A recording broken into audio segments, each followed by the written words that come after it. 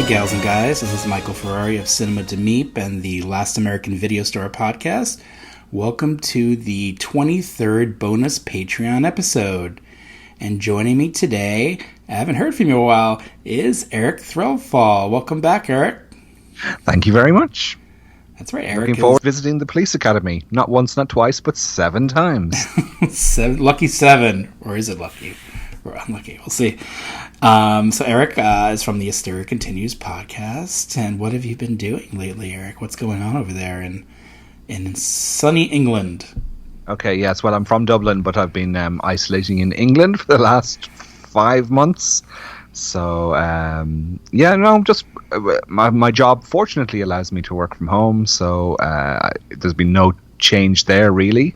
Just no commute and sitting in my boxer shorts all day, every day. It's the dream. That is the dream.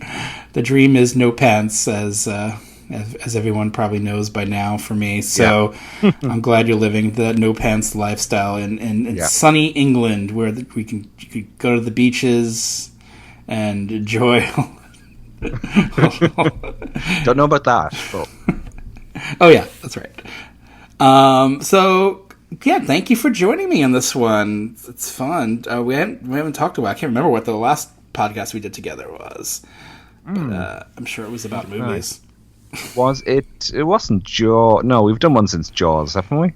I feel like we have. I think the Karate Kid, maybe.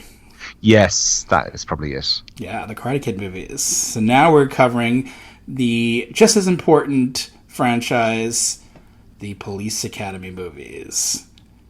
Why the Police Academy movies? What do you think why did we ended up on this one, Erik? Are you asking me? Yeah, I'm asking myself. I ask myself that every day, but I think basically because it's an 80s franchise, and that's its main appeal for me.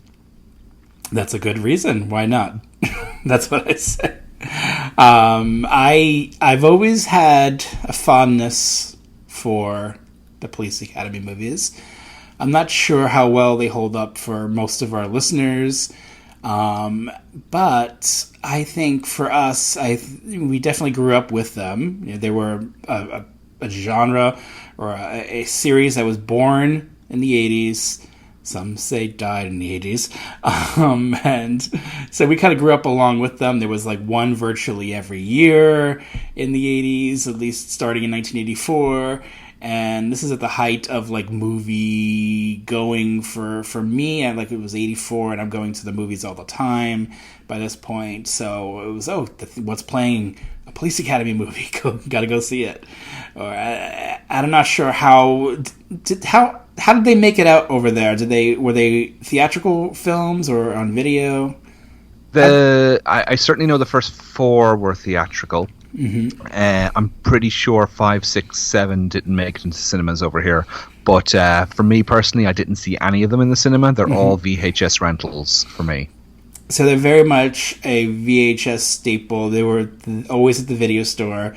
Any video store you went into in any conceivable country, you would see a Police Academy movie. Whether it's one of the sequels or the original film, it was always on the shelves there. So it was a very reliable kind of source of comedy, and certainly a very popular series of that time period. So if you haven't seen the Police Academy movies, there are definitely a lot of them for you to check out. There are. There's no shortage of them. So we'll get into each film. Is there something you want to talk about recently seen, or do you just kind of want to go into the movies? My recently seen has been quite limited to what we've been covering on the Hysteria Continues. Yeah, what have you been covering there? Let me think. What have we been covering? Oh, we recently did the 1985 Giallo Nothing Underneath, which is from it's a mid-80s models, big hair, shoulder pads, Giallo, and it's a ton of fun. It has Donald Pleasance in it with a very strange accent. He's the marquee name, although he's not the lead as such. Have you seen that one before? No. I'm just wondering, was there actually anything underneath, or? Well, there's a couple of scenes where it lives up to its title, yes. Oh, good. But for the most part, it's kind of doing the blood and black lace type giallo, where models are being stalked and killed. But it's updated it to 1985, so you get Murray Head singing "One Night in Bangkok" on the soundtrack, and a couple of years too late for 1985. But Gloria Gaynor's "I Am What I Am" is also a popular song on the soundtrack. What else have we been covering? We've been doing a lot of commentaries for. I don't know which. There's only one I know I can mention, and that's Grave Robbers, which is a Mexican horror film from 1990. Mm-hmm. We've done a commentary for that for Vinegar Syndrome, and we've got a couple of more for them to record yet, and we've done a few for 88 Films as well in the UK. Mm-hmm. But I better not say anything because I'm not sure if they've been announced yet. And what else have we been watching for the podcast? I can't remember for the life of me. It's just like they've all gone out of my head. But things like Invisible Maniac, classic, 1990. Yeah, have you seen that one? I have, but it's been a long time. I don't remember much about it. Yeah, it kind of mixes a slasher movie with Police Academy style humor. Mm-hmm. And it's more successful than I would have anticipated. I'd never seen it before. It's a favorite of Nathan on the podcast, who likes all these kind of low rent straight to video movies from the 80s and 90s. Mm-hmm. But I was pleasantly surprised that it kind of works as a coherent movie. I was expecting it to be dreadful, but right. It was half decent. Yeah. So what have you been? You've been watching lots, I know. Oh, apart from 7 Police Academy movies. I'm always watching lots, so there's no shortage of movies. Thinking about it recently, let's see. I watched a new movie called Yes, God, Yes. A story about a young girl at a Catholic camp, like a summer camp for Catholic kids. And it was from the writer of the breakout indie film Obvious Child. And she had directed this one as well as written it. And I liked it. It was a good little indie film about this teenage girl. So it's kind of like a teen movie who has a sexual awakening at the Catholic camp. and of course, with religion, she's always feeling guilty. And a lot of the hypocrisy of Catholicism plays in here, but I think it's done in a kind of a fun way. It's definitely very much an indie movie, very focused on the subject, kind of thing, but done in a fun way. And I really liked it. I really liked the performances. The lead girl was the Nancy from Stranger Things, that show. I remember liking Stranger Things, but not being that super bowled over by it as a show. But I thought she was good here, and there was other people who kind of pop up in the show and in the movie, and they all give good performances. But it's like 78 minutes. It's like a really short, kind of to the point indie comedy, and I ended up really enjoying it. Let's see what else I watched. A lot of family movie nights. We watched the first 2 Mighty Ducks movies. I don't think I've ever seen any of the Mighty Ducks movies. Yeah, they're kind of fun and charming and very harmless kind of entertainment, and I enjoyed it. I also watched Hitchhike to Hell. Not with the kids, but I've always liked that bonkers movie. It's from the director of Malibu High, which is a crazy, crazy movie that I enjoy. This one is maybe a little less crazy, but I enjoy it. It's about a serial killer who picks up women. He's in a van, so it's a van in the 70s in California, and of course that's going to lead to some murder. And it's definitely much a movie of its time. Very 70s, very low budge feeling, but I like it. I think it's a good little one from that era. We also did a family movie night of Batman Returns, which I'm not a fan of superhero movies, as everyone knows on this podcast. It's not my thing, but I did really enjoy Batman Returns. It's certainly the horniest Batman movie of all of them, which I was kind of surprised by on this viewing, watching with my kids. With Michelle Pfeiffer in her catsuit. There's lots of lots of innuendo kind of in the screenplay, which was written by Daniel Waters. He was one of the writers on the screenplay. The guy who wrote Heathers, and there's lots of Yeah, a lot of humor that's kind of in there that you don't quite maybe catch in the first viewing. That's kind of a little risque, and a lot of innuendo between her character and the Penguin character. You forget how much he comes on to her, and that movie is kind of funny. I guess maybe because I've watched all those some of those recent Batman movies, which are devoid of any kind of sexuality and personality, and so it's seeing this movie with a lot of personality and sexuality, and that was kind of a little bit jarring and fun. Yeah, it's certainly a movie with no shortage of characters in it, and I like that. I haven't seen that one since 1992. I went to see it in the cinema, and to be honest, I can't remember a thing. I remember I was a bit bored in the cinema, but that was almost 30 years ago. My opinions can change, but like you, I'm not a huge fan of the superhero universe and movies, particularly Batman. I find a bit drab and dreary, apart from I grew up on a lot of people, I suppose, on the 60s TV show, which kind of gave me a skewed version of what Batman was, and I just found that any of the movie interpretations didn't deliver for me because I was so fond of that 60s version. Yeah, no, I hear you on that, and they were like a departure from a little bit from that, but I don't know. This one, for some reason, maybe time has been kinder to it. It held up for me, and actually exceeded my expectations. I don't really like those movies, so I like that one. Mikey came out on Blu-ray. The 1992 Brian Bonsall from Family Ties as a killer kid movie. Beautiful, beautiful Blu-ray from MVD.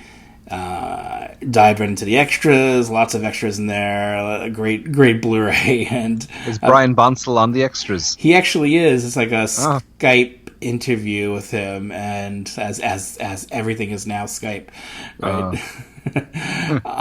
And it's a very long interview. I guess a documentary is like feature length.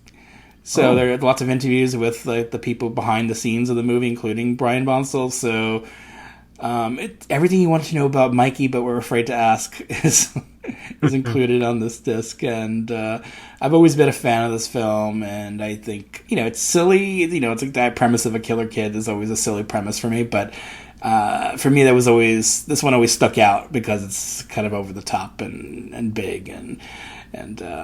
Yeah, just the idea of the kid from Family Ties killing people is hilarious to me. And so that one, no shortage of entertainment value for me. So great to see it on Blu-ray. And then Split Second, also on Blu-ray from MVD in their Retro Rewind collection. And, with his kind of retro packaging, which is kind of cool to see. Oh, yeah. This one, of course, the Rutger Hauer sci-fi film, also from the early 90s. And I've been a fan of this movie for a while. I just feel like, it was one of those movies that came and went, and I think it's developed a cult audience over the years, which is great. I'm glad to hear it. And I've always really enjoyed it. It's a movie actually shot over there in England. It's that Tony Malum who did The Burning. I believe so. I haven't seen that one yet, but I do believe it's got a UK Blu-ray release recently as well. Mm-hmm. So. Yeah, and the Rewind, the MVD Rewind Blu-ray is stacked with bonus features. They really go all out on these bonus features. So they get filmmakers, producers, stars, actors in the movie, all talking about the film, and another very long interview. Really well done, I would say. I think both of these discs, and I miss Rutger Hauer on screen. He passed away sadly last year, but yeah, his movies live on. We get to watch them that way. And also the last one I saw recently, I'll be brief, is A Different Story, the 1978 comedy drama with Perry King and Meg Foster about a man who recently was broken up by his boyfriend, who moves in with Meg Foster, who happens to be a lesbian, and they kind of develop a very close relationship, which leads to love, and it goes into some interesting and surprising places. Semi-controversial film because of its portrayal of these gay characters. I've never had an issue with that. For me personally, I feel like it's a love story first and foremost, and I've always liked that the movie kind of treated its characters so carefully and had its heart and sleeve, and then portrayed these worlds that you didn't quite see in film that much, which was nice. And I think A Different Story, which has been cut on home video, this is in the full R-rated version, so it's great to see that preserved on this new Blu-ray from Scorpion releasing. So I'm a fan of this movie, and I'm glad it's on Blu-ray, A Different Story. Have you ever heard of that one? I've heard of it, I haven't seen it though. What year is it from? 78. Okay. And it does feel like a 70s California movie, but not in a way that feels terribly dated, which, again, a word I don't believe in. I think a movie should feel like of its time. But, yeah, I like that it captures that time period in a nice, cozy way. Because it's a movie about people basically living together. And then so you see a lot of their lifestyle in their apartment and their house and then the shenanigans that ensue with things go. Have fun with that one. Yeah, so there was been an interesting release and onslaught of Blu-rays coming out lately, and it's nice to live in this era where things are coming, and you and the Hysteria Continues guys are a part of that with doing commentaries on these Blu-rays, so that's great. Not all of them are going to be million sellers, though. Let's just say that. One thing I did see, and this is the perfect place to talk about it, what I forgot to mention, is I was watching the Lifetime channel, and they had a film on called A Tale of Two Coreys, which is a dramatization of the sort of lives of Corey Feldman and Corey Haim. Right. And as you can kind of expect, it's cheesy in places and quite moving and very well done in others. Now, one of the executive producers on this film is Corey Feldman, so you can expect it to be slightly one-sided or slightly, a very angelic portrayal of Corey Feldman in the film, but I didn't mind that. The first half focuses on them as kids, and in the opening scene we see Corey Haim on the set of Lucas, which apparently is where sort of the unsavory incident happened that sort of, plagued him and troubled him for the rest of his life. But the first half of the film with them as sort of 13, 14-year-olds is the cheesier half of the film. The kids don't look anything like the two Coreys, and it's all very it's quite episodic. It reminded me of the Queen movie Bohemian Rhapsody that came out a few years ago, where things are just moving so rapidly, and 1 minute they're a garage band, and then suddenly they're a stadium rock band, in the blink of an eye. And this is kind of what happens in this first half of the film. In the second half, it shows them grown up, and the two actors that they have playing the grown-up versions of Feldman and Haim actually look quite like the counterparts. And it's kind of more effective as a drama. It's kind of not as much fun as the first half, where they're constantly going to parties and taking drugs and all that type of stuff. And we get to see them on the set of The Lost Boys, and we get to see Corey Feldman having a heart-to-heart with Carrie Fisher on the set of The Burbs. And then the second half is more about them going to rehab, and, as I said, a very angelic portrayal of Corey Feldman as he tries to rescue Corey Haim from his demons. And it's effective at times, and it's quite sad at the end. But I thought it was a rollicking good 90 minutes for any kind of fan of the two Coreys. So yeah, that was a thumbs up for me, and I thought, God, this is perfect material for Meep if he ever stumbles across this movie. Yeah, I don't know why I haven't. I mean, what is wrong with me? Maybe because of his Lifetime, and I probably stayed away. No, I actually don't have cable, so that's probably the real reason. Yeah, sure. I'll look it up. I mean, it is the Coreys. We talked about the Coreys in the podcast, and we did many years ago. Many years ago, it seems like. So there's always time for the Coreys. Yeah, I'll definitely check it out. In the meantime, you could check out Corey Feldman on Cameo.com. You could, for only a mere $202, you can have him make a video for you. Ooh. I was like, so this is how we spent our evening earlier. Me and my wife were looking on Cameo.com, where you can actually get a celebrity to make a video for you for like a fee. Because my good pal Ara Alishan, who co-hosts this podcast, he had, for my birthday, which happened a couple of days ago, he had Catherine Mary Stewart of Night of the Comet. I saw that, yes. Send me a nice birthday video, which was pretty amazing, and thank you so much, Ara. That it blew me away. So I got curious. I'm like, who else can you find on Cameo.com? So I was looking, and Corey, I typed in Corey, and Corey was there. We spent a long time looking at the celebrity to see Brad Pitt on there. We didn't find Brad Pitt. Brad Pitt and Tom Cruise. Surely they're on it. It was more like we were just fascinated by how much people charge, because it ranges from thousands to like Richard Dreyfuss was $1,000 to talk to him, but Corey Feldman was for some reason $202, and then his little introduction message is, "Hi, I'm down to pretty much say or do whatever you ask in your request. Ooh. That said, I have 2 rules. Nothing crude, only. Peace, I wanted to get him to reenact his role from Blown Away, it was called, yes. From 1992. Yes, totally. Yes, that would be my request. Please reenact that certain scene from Blown Away. And then I think it was pretty low on the list was Felicia Rose from Sleepaway Camp. Sleepaway Camp, yeah. $35. So pretty easy to have. And Zach Galligan from Gremlins. Yeah. Was $39.99. So we kept laughing that he was the only one for some reason that was $99.99, like $9.99. Like $9.99 at the end of it. Everyone else was like... any Police Academy people in there? Yes, Michael Winslow was in there, and Steve Guttenberg. Yes. How much for Steve? Let's look it up. Live. Steve Guttenberg. I would reckon Steve would go for... probably around the Corey Feldman mark. I'd say somewhere between 200 and 250. You're not far off. $175. Okay. You can get Steve Guttenberg in your house via... a video. And Michael Winslow.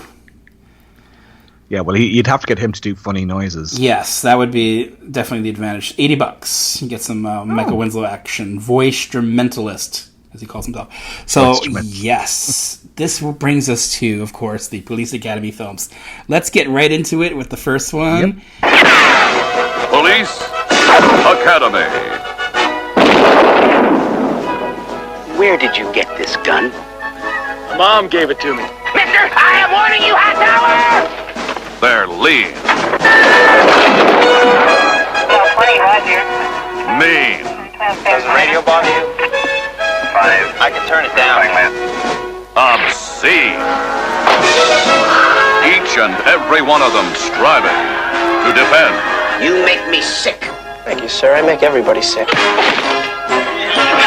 I need a volunteer. That's me. I love it. The police academy is such a dangerous place. Honey, don't worry. What kind of man graduates? Can you get my kitty cat out of the tree? No problem, ma'am. Police Academy. Okay, so I'm just going to read you out the blurb here from the back of one of the 2 Police Academy box sets I have. Yes, I have 2 Police Academy box sets. What? They're very cheap. Why do you have 2? Yeah, I have one. Okay, so I bought one in Dublin in Kilkenny, actually, which is where I'm from, in the early 90s. In the early 90s? In the early 2010s. What am I talking about? And that is in my sister's attic in her house back there, so I needed a second copy for Dublin. Don't ask me why, but they're so cheap. They only cost me about €5 for each box set, so you're getting 7 films for €5. That's not bad quality. But bad economics. Yeah, so this is the back of the DVD for Police Academy 1 and 2. They come in the same slim pack here. The call went out. The recruits came in. No longer would police cadets have to meet standards of height, weight, and other requirements. Brains were optional too. Can't spell IQ? Don't know the number 911? No matter. Police Academy grads are ready to uphold law and disorder. Building on the nightsticks and slapstick tradition going back to the Keystone Cops, Police Academy spawned 6 sequels plus 2 TV series, 1 animated, 1 live action. And that is, that was from the 20th anniversary release of the first film. So this is one I came to after I'd seen the order I saw these films in mirrored the way I saw the Friday the 13th franchise. So I saw Police Academy 2, 3, and 4 first, and then I saw the first one.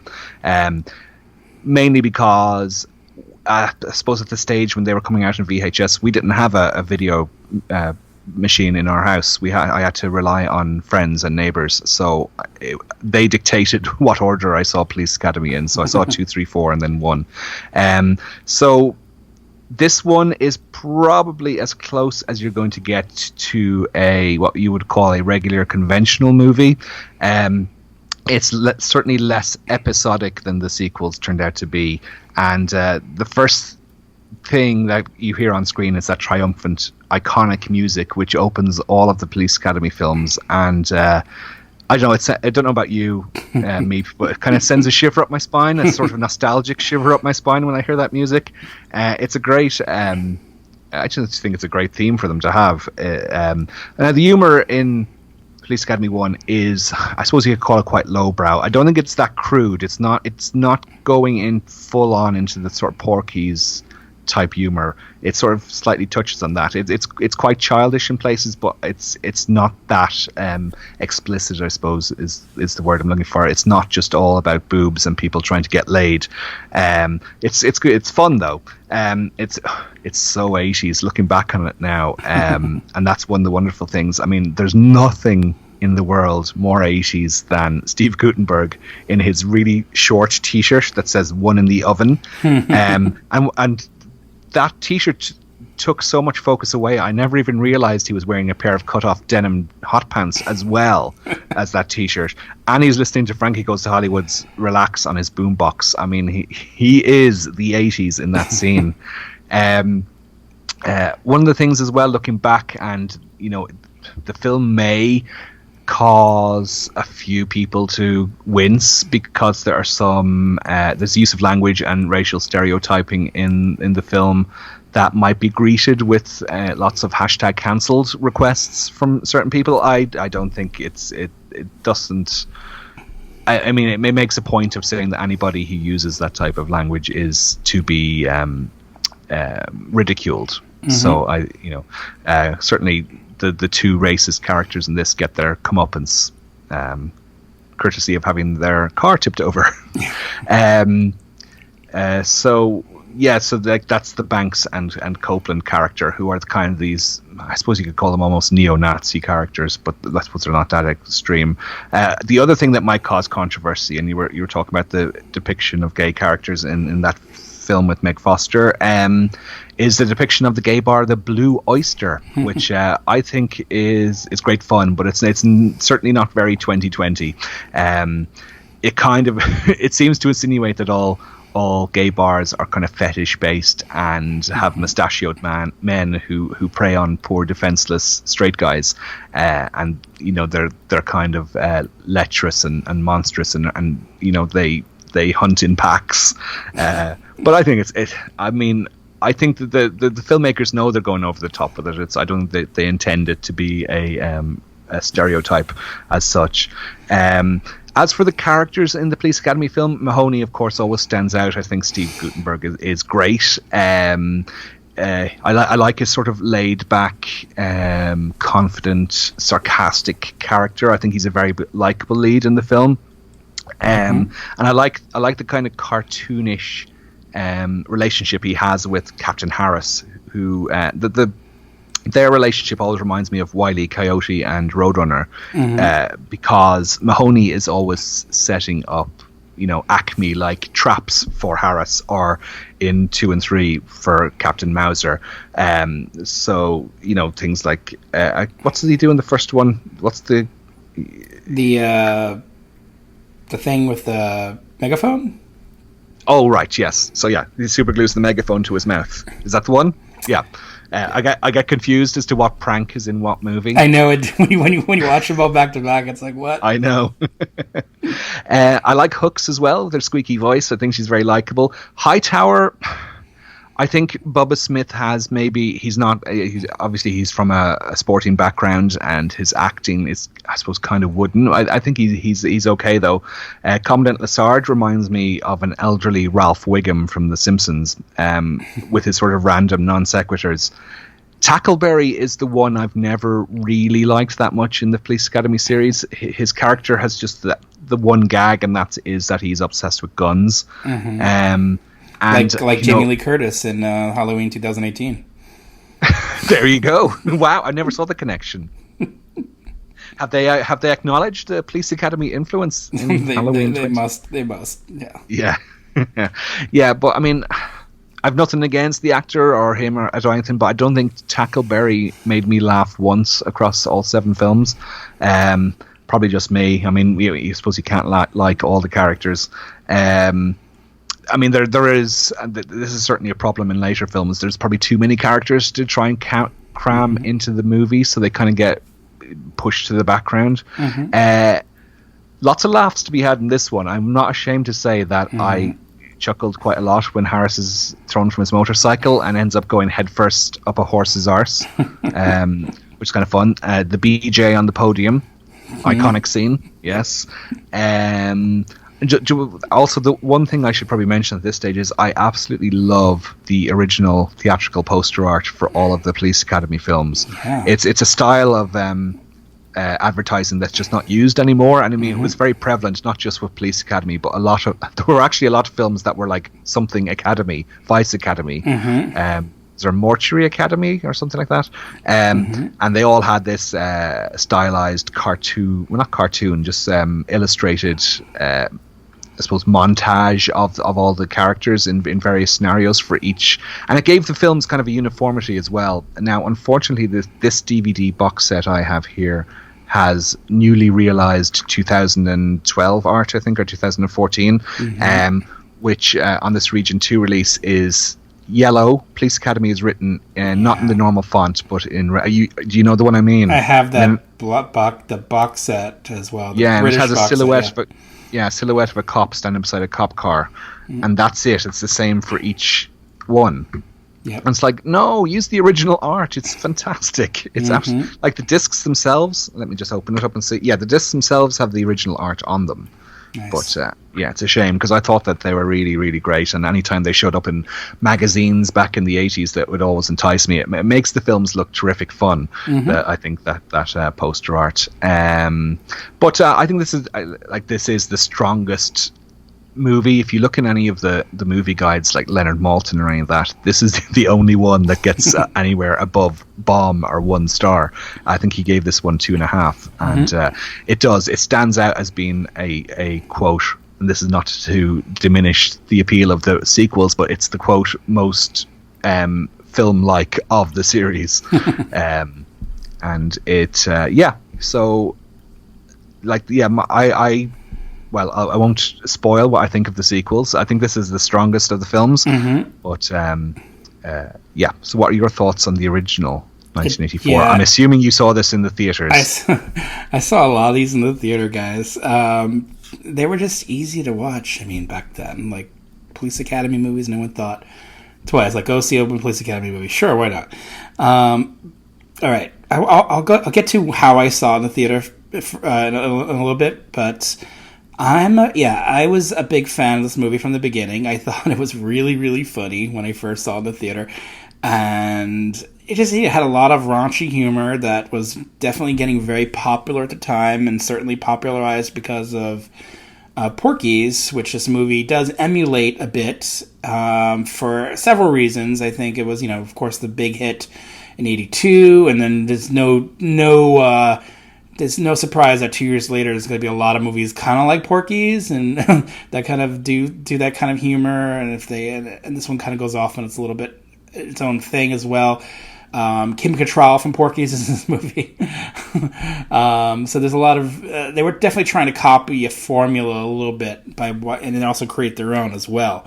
I would say Porky's and The Right Stuff was definitely the impetus for this film. The producer, The Right Stuff. Yeah, The Right Stuff. The producer of this movie worked on The Right Stuff.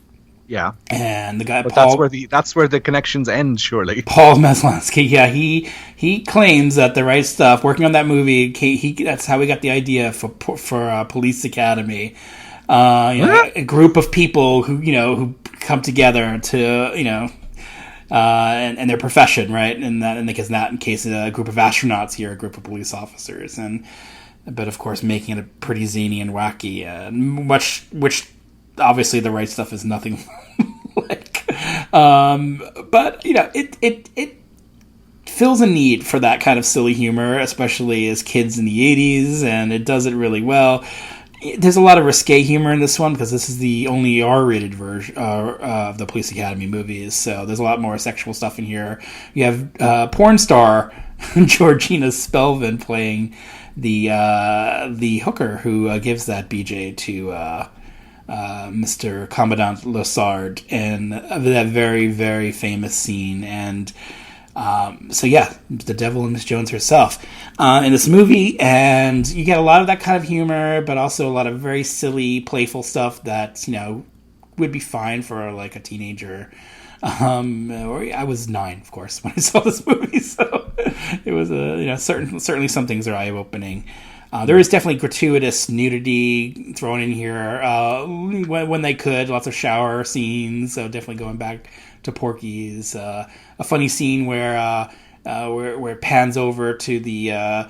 There's lots of rear window kind of panning over to the windows of each of the rooms, and then you see the characters and their nightly rituals, and then of course it pans over to the girls' locker room, where Steve Guttenberg is enjoying a beer and watching the girls take showers casually. And then, of course, Captain Harris catches him and berates him, throws him out, and then takes his beer and drinks it and watches the girls, and, of course, immediately gets caught by them and he's scared, and he gets scared away. I always thought that was a pretty funny scene, and, of course, any scene that has boobs in it was also very memorable back then too. This was a fun movie for me at 9 years old. It was quite a day for me this came out March 23rd, 1984. I saw this at the Warner Twin Theater, which is in Times Square, and I saw it along with another movie called House by the Cemetery. Ooh, what a double bill. And what an age to be watching House by the Cemetery. I did not need... I just thought House by the Cemetery was going to be like a standard kind of whatever slasher at the time, which I was watching a lot of back then. And those movies didn't quite faze me that much until a little bit later on, when they really kind of mess with me a little bit. I didn't know what I was expecting back then when House by the Cemetery. It was like, it's quite shocking. Did you sneak into House by the Cemetery, or were you legitimately sold a ticket as a 9-year-old to go see it? Yeah, we just watched both movies. They were playing in the 2 screens there, so we went from one to the other. Okay, so you didn't actually have to go up to a box office and purchase a ticket. No, we didn't buy a ticket for that one. I miss those days of theater hopping. It was so much fun. That was quite a movie. There was lots of things in this movie that just really stuck with me, like the horse's butt scene, the Blue Oyster Bar, of course, which, yes, you said maybe hasn't aged as well, but I always find that scene when it's a running gag throughout the series, and I feel like every film in the series should have had that gag, but they didn't, of course. I was always disappointed when there wasn't the Blue Oyster Bar scene. I'm like, why? I want this Blue Oyster Bar scene. So those are my favorites in those movies. And they're just a funny scene of, dancing and just shenanigans. And so that was a good running gag. And the series did have some running gags throughout. And certainly having a lot of the characters in each series, each film show up was great. And it was something that was comforting at the same time. You get to see some of your favorite characters in each film. And when some of them didn't show up, you were like a little bit disappointed, and then they had replacements, but we'll get to those soon. I was a fan. I liked Steven Guttenberg in this movie. He's a solid lead in this film. I think he was very funny. He has, like you said, a very laid back quality, which kind of works with the humor in this movie. If somebody who was too smug, I had this problem sometimes with Chevy Chase, who's a little bit smug sometimes in movies.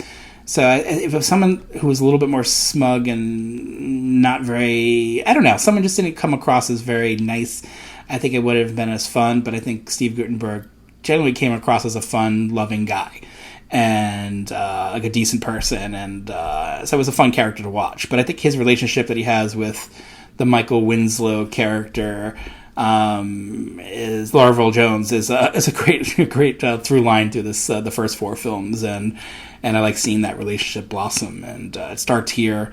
They're introduced pretty early on in the film, and it's interesting that Laravel Jones was a character who was a last minute addition to this film.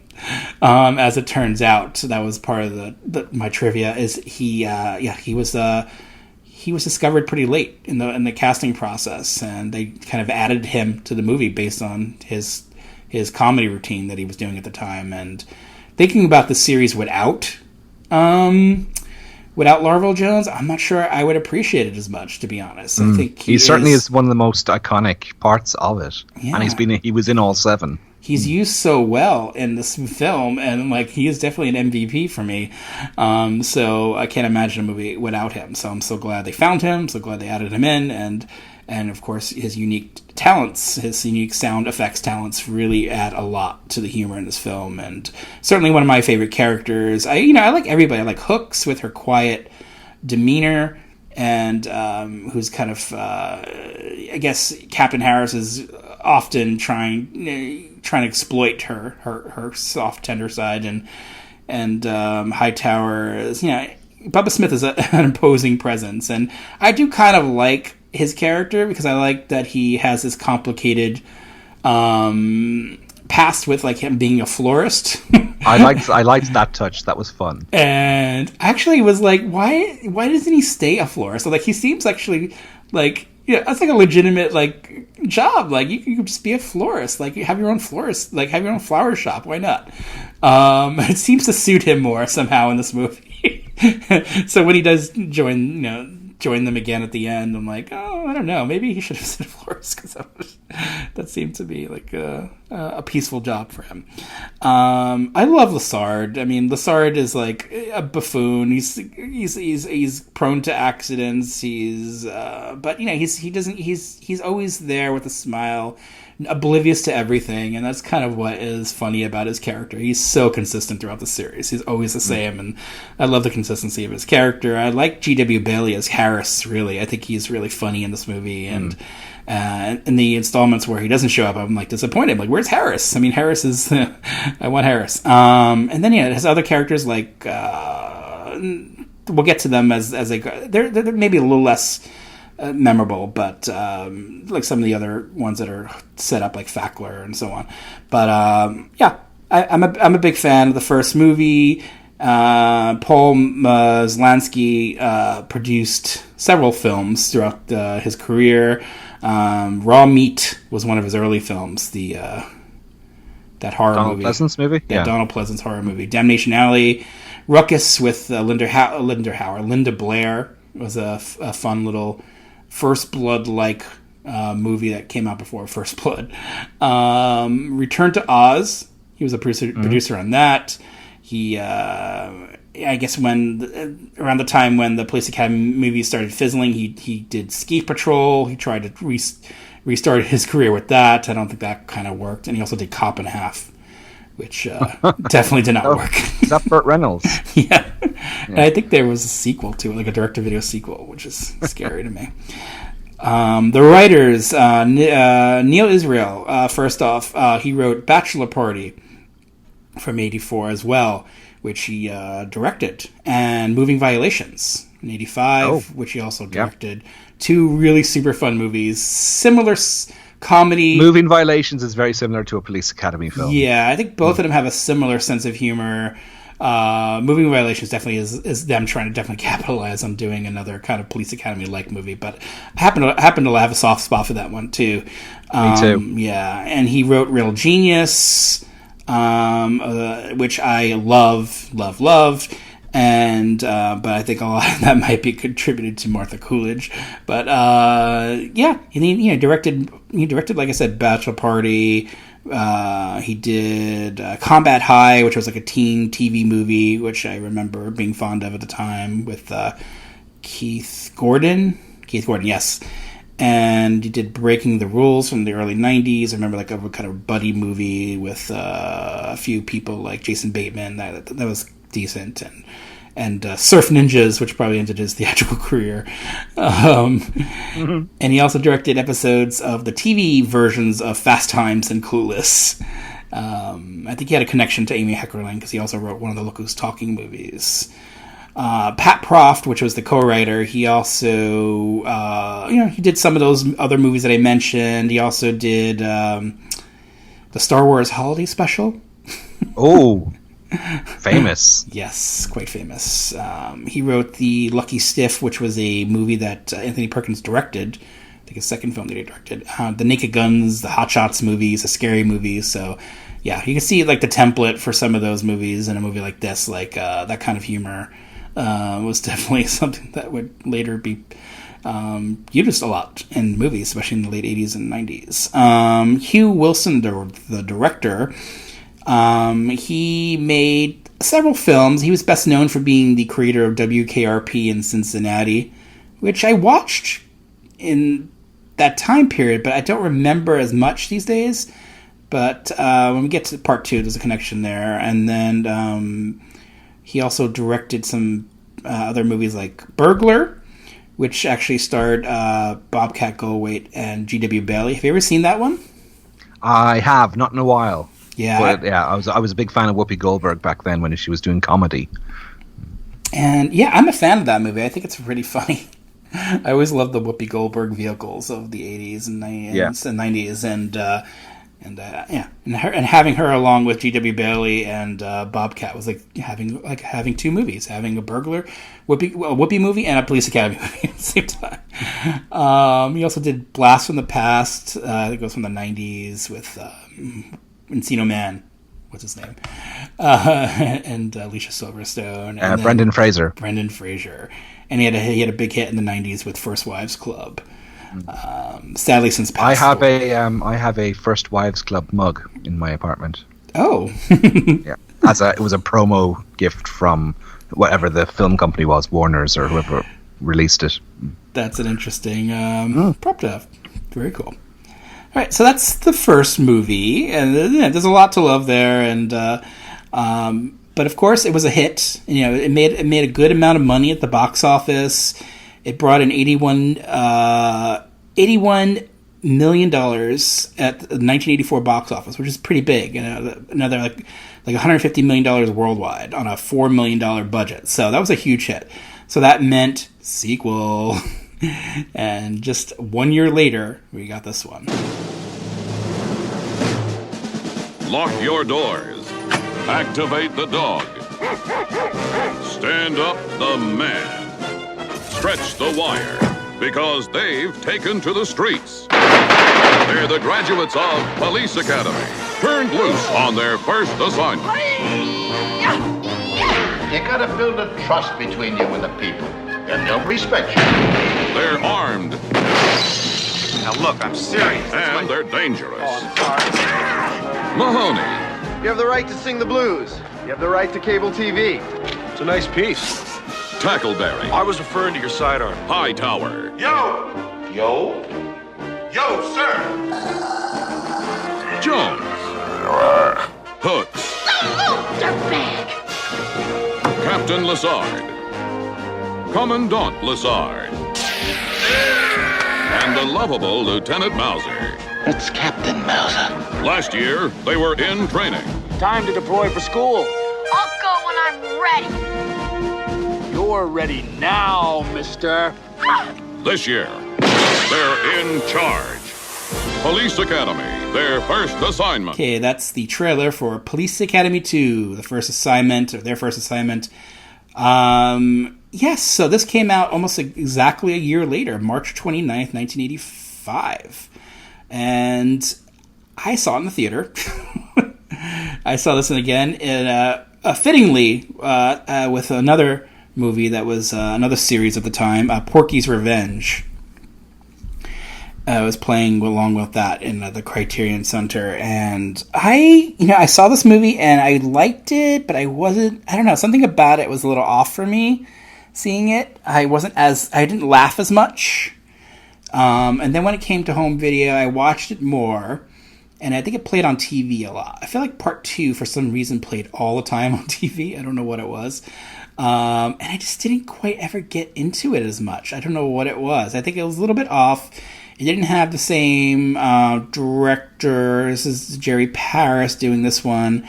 It had some slightly different elements. If the focus now here was the recruits are now cops and their first assignment, and it's dealing with crime in a big city, and they're assigned to this really bad, I guess, police station that gets a lot of crime, and I guess they're set up to basically fail, right?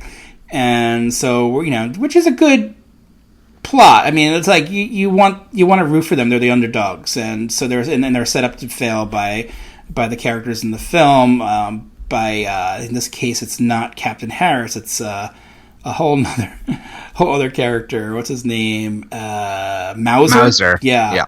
Mauser and his sidekick Proctor are introduced in these films, and yeah. I don't know. It was a little bit off maybe because of that. I just wanted a little bit. I wanted Captain Harris. But I enjoyed it. I liked some of the humor. I liked Winslow in this movie. I liked the whole scene he has with the yuppie couple. I think that was a highlight. I'm still trying to think of some of the other things in this movie that kind of popped to me, but I don't know. I've always kind of preferred some of the other ones, so I didn't quite attach myself to this one for some reason. But yeah, as seeing it in the theater, it was like, it's like seeing some familiar characters, seeing Steve Guttenberg again, which I think is, again, playing the same character in a very solid way. You like him. And then, of course, you get more Tackleberry in this one, which is maybe why I'm not as fond. He gets a girlfriend character. I think it's Colleen Camp, who I like. And then you introduce her family. I'm not sure how much I like of that, but it's kind of like a lot of the same joke. Howard Hessman is in this movie as the Lassard's brother. So you get more Lassard's brother than Lassard, which I thought was a little bit. I want actual comment on Lassard. I don't want Lassard's brother, but I think that WKRP connection is there because Howard Hessman, of course, is Pete Lassard. And he was, of course, a star of WKRP in Cincinnati, so I guess he's thrown into this movie because of that, maybe. I don't know. There's like a mix of things that don't quite work. They set up the Zed character in this movie, which I do like, as a gang leader. A little too much gang stuff, though, in this movie. I don't know if the crime stuff actually works for me, but it does set up the Zed character, like I said, and his foe, Sweet Chuck, which is a running gag throughout the series of their antagonist relationship. I think it's funny. It's funny in spots, but I don't know if it kind of works as a whole for me personally. How about you? Yeah, I've got much more of an attachment to this one because it was the first one I saw, and like you said, this is the one for some reason that always turns up on television. I had this on a VHS taped off the television on a spectacular double bill on that VHS tape with the very first Nightmare on Elm Street. Whoa. So that was quite the double bill to watch. Nice. Yes. So there's a big nostalgic attachment to their first assignment for me. I used to actually, I would say, go so far as say I used to love this film. Now, I think love is a bit extreme a word to use now. I do like it, though.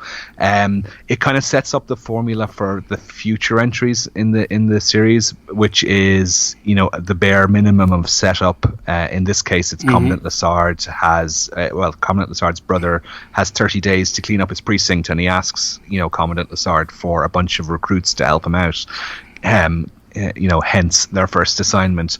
The new characters, I think, are quite good. We get Sweet Chuck, Proctor, and Zed, and the main cast from Part 1 return, except, of course, for Captain Harris, who's replaced by Mauser. I did like that opening scene, the first scene where we encounter Mahoney, because his get up in the first film was that one in the oven t-shirt and his hot pants. In this, we see him patrolling the beach in tight shorts, a sleeveless t-shirt, and a sweater tied around his neck. So it's kind of the 1985 update of the one in the oven look.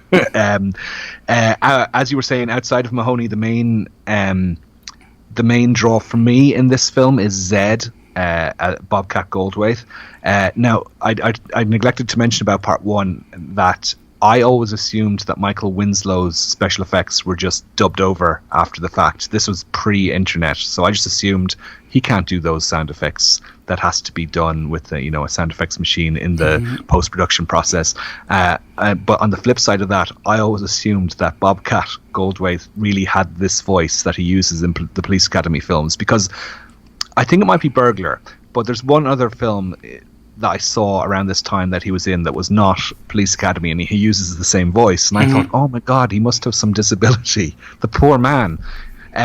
But it obviously isn't his real voice. But I just love, again, I'm going to use the Ralph Wiggum analogy here. I think he's like a punk rock Ralph Wiggum in this film. I love his homemade drive-in in his gang lair. Did you notice that? It's kind of half a shell of a used car pointing towards a television, which I thought was very fun. Get that. I like that scene where they loot the supermarket, and as he's leaving, he says, "Thank you, I found some." I'm not going to even try to imitate his voice. He goes, "Thank you, I found some really nice bargains here." That type of stuff I really found kind of funny. His character is quite silly, and that sort of appeals to me. And he is kind of a highlight for me in 2, 3, and 4. Mauser, I thought, I don't know if I felt the absence of Harris as much as you did. I thought Mauser was an adequate substitute. I do love the Wile E. Coyote scenes where Mahoney substitutes Mauser's shampoo for epoxy resin, which basically glues his hands to his scalp, which is probably breaking every health and safety regulation, and I'm sure it's a sackable offence for Mahoney. We do get to this. I can't believe I'm going to say this, but we do get to see Mauser's buttocks as he runs out of the shower looking for some assistance. But it's hard to tell if he's wearing like a fleshy body stocking or not, because it's kind of sudsy around that area. Maybe you could provide some insight, Meep. No. I don't remember. Not a thing you were focusing on, no. I don't remember that as much. Okay. The character of Proctor is introduced here, and I think, he's in the remainder of the films from this stage on. Again, he's goofy and he's kind of fun. But again, I suppose Mahoney is the center of the movie with that kind of laid back swagger. I like it when he goes undercover at the end and he dresses up like Ozone from Breakin'. Did you see the similarities? Yeah, I can see that. Yes. And I like the scene where he's getting measured up for his police uniform and he stuffs a modelling balloon down his trousers to make it look like he has an enormous winkle. I thought that was kind of fun. And in this one, Jones does his first, I think this is his first appearance of his badly dubbed Kung Fu movie shtick, which he repeats in sort of subsequent episodes, which is kind of fun. He battles some street thugs who are harassing an Asian greengrocer, which has one of, I suppose, again, another non-PC moment, because the Asian greengrocer is kind of a stereotype of sorts, you could say. Yes. Blue Oyster Bar is back again. But the music isn't, though, right? Like, isn't the music a little different in this version? At least on my Blu-ray version, the music is not the same. Where? At the Blue Oyster Bar, yeah. Oh, right, it's not playing the tango music. It's not playing the tango music that was in the first and the other ones, but it was like playing a different version of it. Do you know what I noticed about this film that really stood out to me was that when the title comes up, it doesn't use the Police Academy font, and that always bothers me. It's weird when they do that, right? Yeah, I know. Because all the other films do, as far as I know, but this one just has it in sort of blue plain letters without the. I think my Blu-ray has the regular font for some reason. I don't know. Maybe I don't know why there's discrepancies between home video formats, but yeah, that's weird. I know, because there's lots of weird things about this box set I have, where some films are in widescreen and some aren't. But But back to part 2, yeah, I agree with you totally about Tackleberry. His obsession with guns is I suppose like it's okay, but his love story in this film I found really, really not interesting, and I think the movie drags when it focuses on that character. And again, when he meets Kirkland's family, again, I'm just not interested. So the meat of the movie for me is Mahoney versus Mauser, and then of course Zed as the croaky voiced thug. And his gang actually reminded me that, like, some of the aesthetic of the gang and probably the film as a whole reminded me of Death Wish 3, which is it's a Police Academy film waiting to happen. That movie. So for me, there's so many pluses in the film that outweigh the minuses as such, and again a big nostalgic appeal for me for this one. I don't know if I'd like any of the Police Academy films if I hadn't seen them back in the day. It's probably something I'll mention later on as the series goes on, but the nostalgic draw of them is just too much for me. That's why I love them. No, I totally hear you, and I think, in hindsight, it's not a movie that I'm trying to slam or anything. I just didn't quite connect with it. I wanted like the love. There was like there's like a story of him and Julie Brown. But I think it's just not developed, so it's like it never doesn't really go anywhere. Like you wanted it to go somewhere, but it doesn't. I think reading a little bit about it, like there was a actual romance between Julie Brown and Steve Guttenberg's character, but they cut it because they just didn't have chemistry. So there's little remnants of it, but it's not quite there. It's weird. So there's like things that are kind of work and things that kind of don't work for me. So it's a little bit of a mixed bag, but I definitely appreciate the humor. I do like the introduction to the Zed character. It gives the series a new zest, and then where it goes in future sequels. It's fun. So that's part 2. It made I think it did pretty well at the box office. It made $55 million this time, 114 worldwide, and the budget was still low, so this is a big money maker for Warner Brothers. So, which meant let's get another one into the theaters, and almost exactly 1 year later, this one came.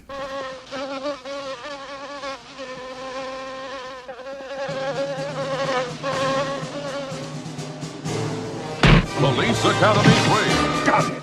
The state says it can no longer afford 2 police academies. We better call Mahoney. Your favorite graduates are back. We're here. Mahoney, We're rubies. What? Hooks, Don't move. They're back. Callahan, Hightower, Tackleberry, Do you want to kill me? Backler, and Jones. Their assignment? You're gonna make one hell of a cop. Thanks, Dad. Oh, would you give this to Mom for me? Mold a brand new generation of recruits That didn't hurt. into a fighting machine in a matter of weeks. Shit! Then, together, they're going to save their beloved academy the only way they know how. By chance. Police Academy 3, back in training. You're sitting in a non-smoking area. Put it up when I'm finished. You'll put it out now, mister. What they don't know can't stop them. Okay, so Police Academy 3 back in training. So this sees the graduates, they're called back, aren't they, to help Lassard. There's 2 competing police academies. Only one will survive, so the sort of competition is put in place. It's incredibly far-fetched, but this is Police Academy 3. You're not looking for realism. This is whenever I mention a timing, by the way, Meep, this is referring to the PAL timings. It's probably slightly longer for you on an NTSC, but this is a paltry 80 minutes long, which makes it the shortest of the film so far. Although there are 16 deleted and alternate scenes that exist in what's known as a TBS Superstation version. But so this, as I said, the template is kind of set with part 2. So part 3 brings back all the familiar characters from the first 2, non-police characters from their first assignment end up as policemen or women in this one. You know, we get Mrs. Fackler, Zed, Sweet Chuck all join the academy. So if nothing else, you know, the filmmakers are aware that familiarity with the characters is what's going to get the customers back. And you know, I admire their reluctance not to meddle with the formula. They obviously were taking a leaf out of the book of the people who were producing Friday the 13th, because certainly the first 4 Friday the 13th movies were identikit and did not dare mess with the formula. It's actually only when they started messing with the formula that things started to go off the rails a bit for that series. So I think Police Academy probably learned a lesson or two from that. This one has a bit more action in it, particularly an extended sequence tacked on at the end where they chase some bad guys who... this is one thing about certainly the first 4 Police Academy movies, is that probably not so much part 2, but 1, 3, and 4 all have this sort of tacked on sequence at the end of action where this gang of bad guys appear from nowhere. They're not really characters as such. They're just there to provide a finale to the film. And in this one, it's done on jet skis, and it's very effective. It's a good action sequence. You know, I suppose it's wise they don't focus on the bad guys for me, because it's the law enforcement characters that fans want to see, and you know, God knows there are far too many characters in there as it is to cram into 80 minutes. You know, Hightower, Hooks, Tackleberry, you know, they're like the Uhura, Sulu, and Chekhov. You know, they're very much as always in the background. They'd be missed if they weren't there, but they're non-essential to the plot. You know, they're given very little to do. Bobcat Goldthwait is kind of promoted more to the front. I don't know if his character would be kind of divisive with fans. I happen to think he's one of the best things about parts 2, 3, and 4, as I was mentioning. But I can see why he might rub people the wrong way. But I think he deserves the fact that he gets a bit more screen time than maybe some of the more established characters like Hightower, Hooks, Tackleberry. By the way, when I was growing up, I thought Hooks was spelled Hux. I don't think I ever read the credits at the end of the film. I just always thought it was Hooks. Yeah. I think it's a stronger film, this one, than their first assignment. You know, the raunch is turned down, and this is actually the first one at this side of the pond to be rated PG. The first one was a 15, second one was a 12, and this one is a PG, meaning it's sort of the safest one so far. We do get to see Proctor naked in this one, though, although if you look at the full screen version of the film, if you indeed, you know, I'm not obsessed with nude men. This is making it sound like I am, but I'm not. But if you freeze frame certain sections in the widescreen edition, you can see he's wearing underpants in that scene where he's locked outside of his hotel room. Oh, really? And he's supposed to be nude. You know, this wasn't pervy. I just like spotting movie mistakes. There's one very odd scene in the film where Lassard is addressing the 6 main characters while shifting side to side on his wheeled swivel chair, and no explanation is kind of given to why, and I kind of like that. It's just part of his bizarre eccentricity, I suppose. And again, in this one, there's Asian stereotyping of a sort that might be #cancelled in 2020. So we get the character of Nagata. Is it? Yeah, Nagata. So Elvis Nagata. Yeah, that's it. So he's referred to by Mauser at one stage as Fu Manchu, stir-fried shrimp, Jesus. And Mauser also says to him, "I'm not teaching my cadets to use a wok." So, yeah, I'm sure that social media would have something to say about some of those lines. And I mean, Nagata is shown as being kind of gormless and good at martial arts. So, you know, again, it's of its time. The humor, probably aiming at a younger market with this one. But again, it's the Mahoney-Mauser dynamic that provides most of the highlights for me. In this one, you know, in part 2 he had his hands glued to his scalp. In this one, he's rather foolishly tricked into putting some duct tape across his eyes, you know, because they're trying to mask it. They're giving him an alcohol taste test, and they just say, you know, you need to put this mask on so you can't see what you're tasting. And when he removes it, it rips his eyebrows off, and that provides a good few jokes later in the film as he tries to cover up his his eyebrows with fake ones or with drawn on ones. I thought that was kind of fun. I liked that the police headquarters or dispatch, whatever, the central hub, it's run by what looks like a Commodore 64. Did you spot that one? Yeah. I like the Psycho reference as well. There's a scene where Sweet Chuck is having a shower and we see the silhouette of somebody approaching holding what looks like a knife, but then when the curtain is drawn back, it's just Zed holding a tube of shampoo, which I thought was fun. But for me, the biggest laugh is kind of unintentional. In the climax of the film, as I said, there's some long shots of the police academy team on jet skis, and they are performed by very obvious stunt doubles. Zed, for example, in one shot, he looks very slim and very, very orange for some reason. But I thought this looking back now with my 2020 eyes, I think Back in Training is better than their first assignment. Not as good as the first one, but I think it's an upward trajectory from part 2. What do you think, Meep? Oh, I always thought that. I thought 3 was like, oh yeah, this is what I liked about the first movie. There's more of that in this one. I think, I left off a big reason why I didn't like part 2, because no Callahan. Of course, and we forgot to mention Callahan from part 1 as well. Yeah, she was definitely like one of my favorite characters, and then suddenly she's not in the second one, so that was a big big void to fill. And then so she's back with this one, and then she gets a funny kind of like little thing with Nagato, and I always thought that was a pretty funny little side romance thing that they had.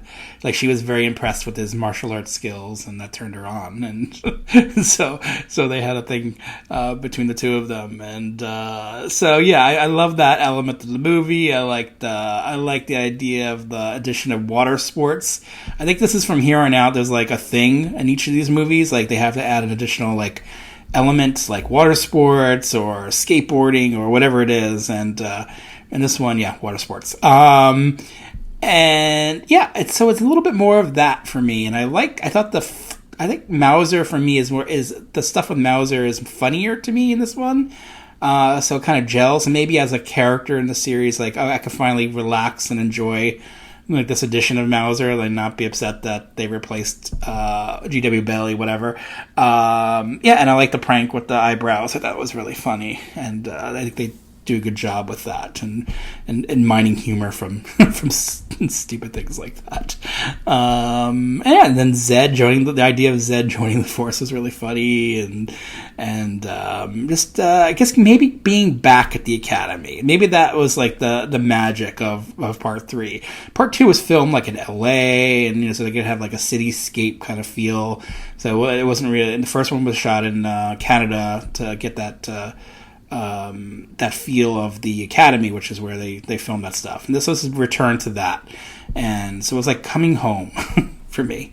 And it was funny enough, it was directed by the same person as the second one, but it feels a little bit different to me, like in a way.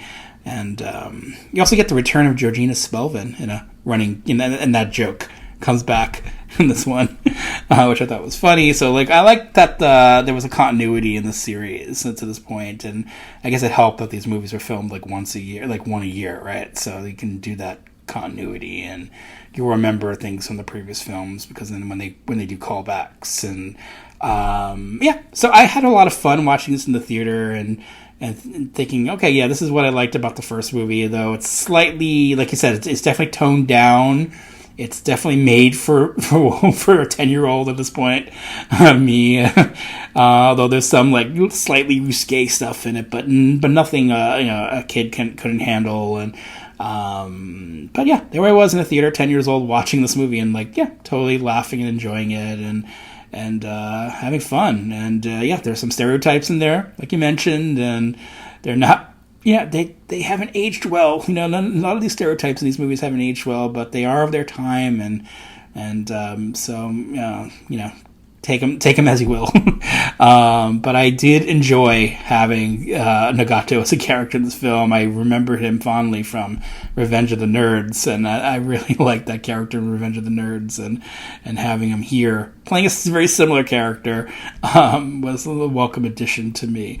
And I saw this at the Marlborough Theater, which was I think not far from where I lived, right? This was at 1986, so yeah, I was living up in Brooklyn by this point. So I saw it at the Marlboro Theater and totally enjoying it. I was 10 going on 11, and it's a perfect movie for me. And I think I watched this one a bit more on home video than some of the other ones. Like, certainly more than 2, even though 2 was on all the time. So 3 was a frequent renter for me at the video store. And, I think a lot of it's Callahan, too. That helps. What's your favorite thing about Callahan, Meep? A couple of things. Yeah, I was thinking.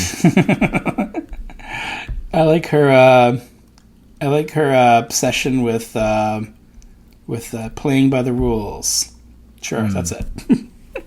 She's good with her weapons. She doesn't take it she's not over the top with her weapons like Tackleberry. She's good at her job and she takes it seriously. That's what I like about her. Okay. Yeah. I believe you. Yeah, totally. Sure. This one made $43 million at the box office. So, not like a big drop from the second ones. And worldwide, it made almost exactly the same as the second one. So, yeah, they were like, let's do another one. And so, yes, 1 year later, we got this one.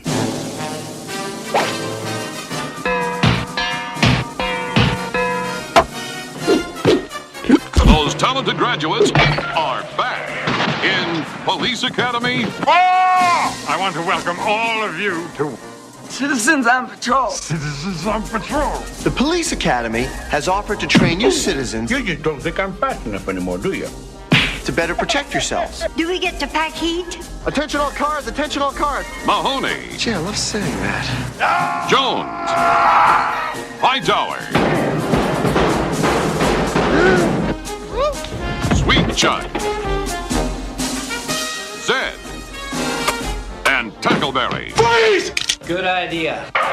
From now on, by land, You have the right to remain silent. Who's gonna save me? by sea, or by air, there's no escaping justice. Gentlemen, may I see your license and registration, please? I can blast them out of the sky, sir. Not yet. I should give them a warning shot first. Police Academy 4, Citizens on Patrol. Now be careful, because a .44 Magnum has quite a kick. See it in your neighborhood while you still have one. Okay, that's Police Academy 4, Citizens on Patrol. Ah, yes, Citizens on Patrol was, for me, probably the sequel that I watched the most growing up in the 80s. I think it came out in 87, so I was like 12, going on 12 at the time, and it's definitely a movie for 12-year-olds. I don't know if a lot of adults are sitting around watching Police Academy 4 all the time, but I certainly was watching it a lot in 1987 and a little bit later in the 80s. I had a lot of fun with this one. I think it kind of goes back a bit to the first one because you're getting a new batch of new recruits, and the focus is on, of course, citizens who are enabled to join, in a way, the force and to be empowered that way. And I like that idea. It's a very slight, idea of just there's another excuse to have more characters, I guess, and that might be the drawback for some. And maybe takes away a little bit from some of the other ones that we've known and loved in the series. But I don't know. I kind of liked some of the additions. I guess Zed gets a bigger character in this one. I would say he has a love story even. I thought it was a cute little romance he has with Corinne Bohrer, who I remember from several movies of that time period. There's skateboarding in this movie. There's hot air balloons. So this has become a new thing with the series of having some kind of sport of some kind. And this one, I guess, the sport of skateboarding, gratuitous skateboarding. I don't even know why they're skateboarding, but they're skateboarding. And hot air balloons later in the film. You get actors from Friday the 13th in this movie, like Julie Cummins. You get a rap. You get rapping. Was there breakdancing in this one? It might have been somewhere. I don't know. It just had a lot going on in it. It's a very busy movie, but it's not a very... I guess it's busy in a way that keeps it moving. It's never boring. There's always something happening. And that's kind of what I appreciate about this movie. When you get to part 4, it might become like a chore, I guess, in some series. But I don't know. I was enjoying it. I was enjoying, even though it was a PG movie and fairly tame. This is even more tame than part 3, I would say. It just entertained me, and I just was never bored while watching it. And I just felt like maybe I was getting more for my money with a lot going on. There were a lot of set pieces and a lot of silliness happening on the screen, and so I watched it a lot. And I remember seeing it in the theater and thinking, yeah, this was a fun movie. It stuck out with me. I saw a lot of movies that day. They were like, like 3 or 4 movies at least. I think one of them was Angel Heart, Street Smart, maybe. It was a lot of like grown-up movies, like Street Smart, Angel Heart, Lethal Weapon. We're all playing. I snuck into a bunch of movies, and then Police Academy 4 was kind of mixed in there. So it was kind of like a little relief from, like, say, Angel Heart, watching this one, which I thought Angel Heart was too, like, dread. To me, that was like deadly serious, and it wasn't as fun for me. So watching a Police Academy movie after Angel Heart was like welcome. It was a very light film, and light as the hot air balloon, and I had a lot of fun with it, and so I got a lot of viewing, and I liked a lot of the characters. Some of the newer characters. God, what are some of their names? You got the House character, I think he's called. Yeah. He's fun. You got like Billy Bird returning to the series. You get just a mix. You got G.W. Bailey's back, which is what I liked about it. You got G.W. Bailey, but this time Proctor is like his sidekick in this one. Sharon Stone shows up in this movie. It's probably one of her favorite movies that she's done. I would imagine. Yeah. I would love to have. Maybe I should look for her on Cameo.com and say, please talk about Police Academy 4 as a request. Nagata's back, but he's I don't know. He's a little bit sidelined. There should have been more of Nagata. Brian Backer from Fast Times. He's a skateboarder in this movie. From The Burning, I would. The Burnings. Yes, that Tony Malin collection. And David Spade is also a skateboarder in this movie. And then when you look up like the credits for like the real skateboarders, actually they have it at the end. It's like it's like real skateboarders. Like some of the best, most famous skateboarders did the skateboarding in this movie. So there's like a lot of gratuitous skateboarding. Scott Thompson, I think, returns too. Like he was out for 2, but he's back with this one. There's a lot of weird like alumni from Fast Times that kind of like show up in these movies on and off. It's interesting. I was a fan. How about you? Yeah, I like this one as well. I thought, I had part 2 on, as I said, taped off the television, so I watched that a lot. But I think this was the next one I watched the most. I think it was just so readily available in the video shop. I must have had about 50 copies of it or something. For me, though, it does feel like the last proper entry in the franchise, because this is the finale for Mahoney and Zed. Right. And I think after that, I think the franchise suffers from their absence in later sequels. So this feels kind of like Friday the 13th, the final chapter felt like, the full stop at the end of the sort of first proper part of the series. This feels the same. I love the after we hear the iconic opening music on this, we're treated to a hip hop track called "Citizens on Patrol," which is performed by Michael Winslow. Yeah, it's performed by Michael Winslow and the LA Dream Team, and this is all on the backdrop of all the skateboarders, as you were saying. So they're obviously going for a certain demographic with the film, and the film gets straight into slapstick as well, because the opening scene is Sweet Chuck get accidentally hit in the groin, which reminded me of the man getting hit by football in the groin short film from The Simpsons. So it's quite lowbrow, let's face it. Yep. And yeah, Sergeant Harris is a welcome return, although I have no problems with Mauser. I thought he was fun as well. But, as you were saying, I love the continuity in the films. Often with a franchise, sometimes they won't carry over characters, and they feel like kind of separate entities. I mean, if you think of something like the Howling series, which are completely different films for each entry, what I love about what I want from a franchise is a sense of continuity, and certainly Police Academy provides that. There's a scene where Proctor is playing with the Newton's Cradle on the desk. You know, the Newton's Cradle toy, desk toy. He's playing with that on Sergeant Harris's desk, and it allows Harris to say quite loudly in front of a lot of people, "Don't you ever touch my balls without asking." And that's kind of the level of humor. But of course, like I'm a year older than you, Meep, so I would have been 13 when this came out, and that kind of humor would have made me guffaw for sure. The Kirkland characters are pushed more to the background in this one, which is a good thing for me. We see one dinner table scene at the start that devolves into an overzealous play fight, and that's about it. But once again, like Hooks, Tackleberry, Hightower seem to have very little screen time in this one again. They must have been really annoyed because they're there from the very start, and then these interlopers come in for each subsequent sequel, and they seem to get more screen time than them. So as you said, we got the skateboarders in this one, Arnie and Kyle, David Spade, of course, in his movie debut. The pensioner, Mrs. Feldman, she also gets a lot of screen time, but I always found Sharon Stone's character of Claire is quite anonymous. She kind of ends up at the finale as a main character, but she's very little to do in the build up to that. It's kind of an odd thing. I mean, she definitely feels like she was cut out a bit. Yeah. Yes.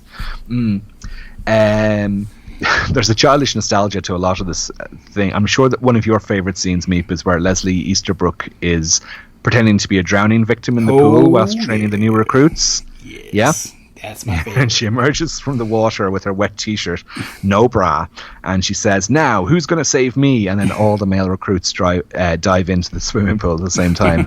I think there's an alternate version of that where you don't get to see her wet t-shirt, I think, for the trailer, or maybe for a TV version as well.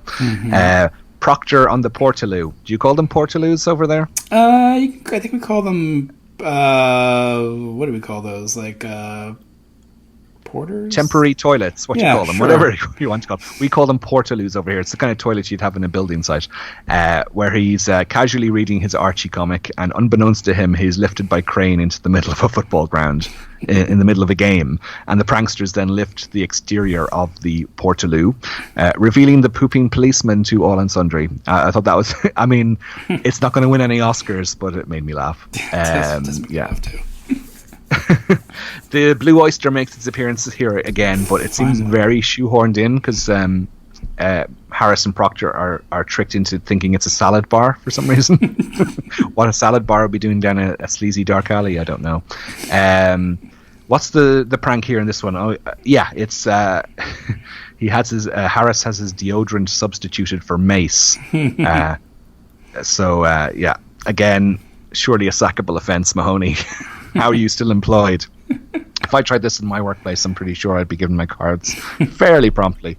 As you're saying, I think Zed is quite adorable and funny in this. He's kind of like Elmo, and his love affair with Laura is really good fun to watch. And they have a moment where they're running towards each other in the park in almost kind of fake slow motion. And the tune in the background is the Blow Monkeys, It Doesn't Have to Be This Way, which is a track I love. I just think that song, I think that sequence is great.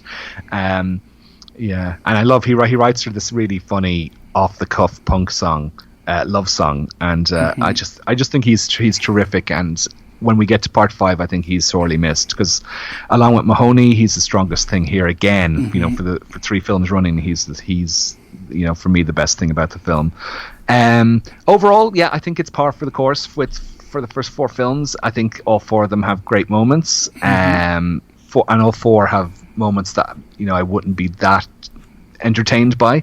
But for the most part, I'll stand up for these first 4 Police Academy films.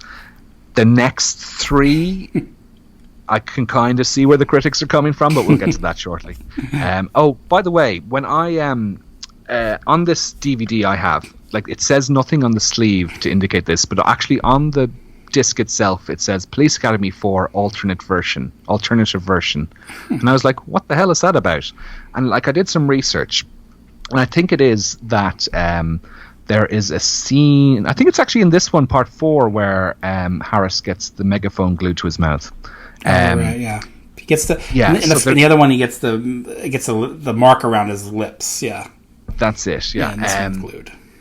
So in this one, there's a shot of Mahoney who, when he comes up with the scheme, he holds up a tube of super glue, and that scene was cut from the UK VHS because they thought it would give impressionable young kids sinister ideas of super gluing megaphones to adults' mouths. So I'm thinking that must be what this alternative version is, because there doesn't seem to be any other difference between that and what was on VHS before. So it's a bit of a swizz calling it the alternative version. But there's lots of on this disc. There's lots of deleted scenes actually, which again, you were saying that Sharon Stone looks like she had a lot cut out, and there was. I mean, there's scenes of her flirting with Mahoney. There's a scene where Harris shows up at her house with flowers, and her dog attacks him. You were talking about the skateboarding. There's a great scene where Mahoney is showing off some neat skateboard moves to impress Kyle and Arnie, and you can tell it's Tony Hawk's or one of the skateboarding superstars are doing it. A big thumbs up for me for Police Academy 4. As I said, I think this marks the end of an era, this movie. Would you agree? Oh, it definitely marks the end of an era for sure. I think, 87 in general marks the end of an era. It was like 1987 was the most 80s, you can get. I felt like it was like very heightened 80s.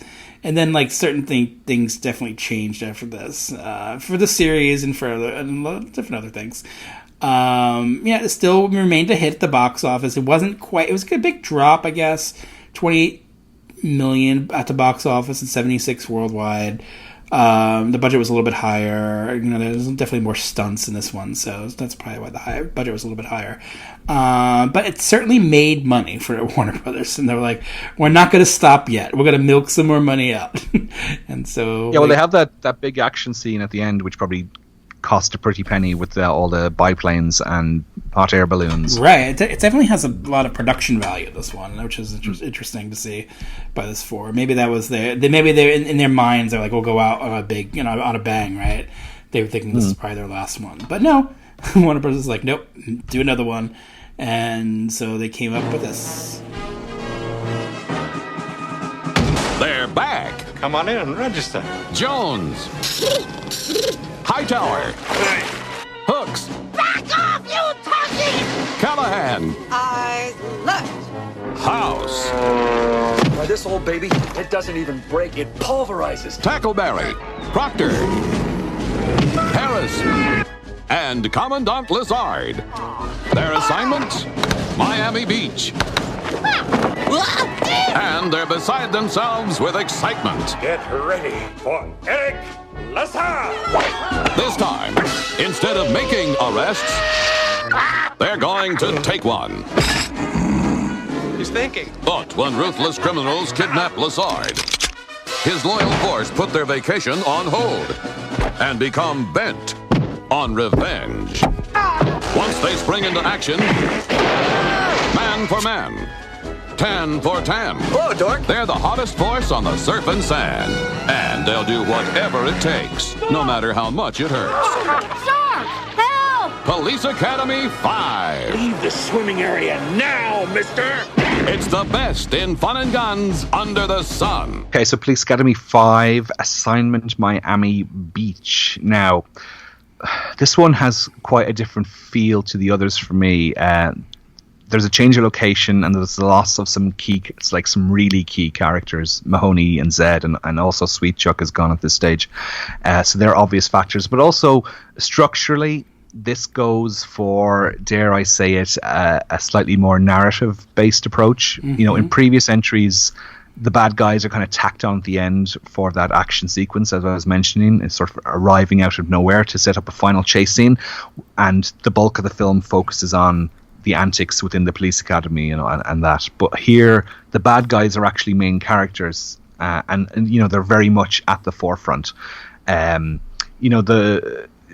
me, the more obvious approach with the loss of Mahoney and Zed would have been to promote someone like Hightower, Hooks, Tackleberry, or Jones into the lead. But instead, it's kind of Harris and Proctor versus Lassard versus the baddies is kind of the structure of the film. So it's kind of much more of a crime caper, I suppose, this time around, with stolen diamonds, giving it kind of a 1960s family crime comedy feel. But for me, there's definitely less laughs in this one. The absence of Guttenberg and Goldthwait, they just leave a gaping hole that no one can fill, unfortunately.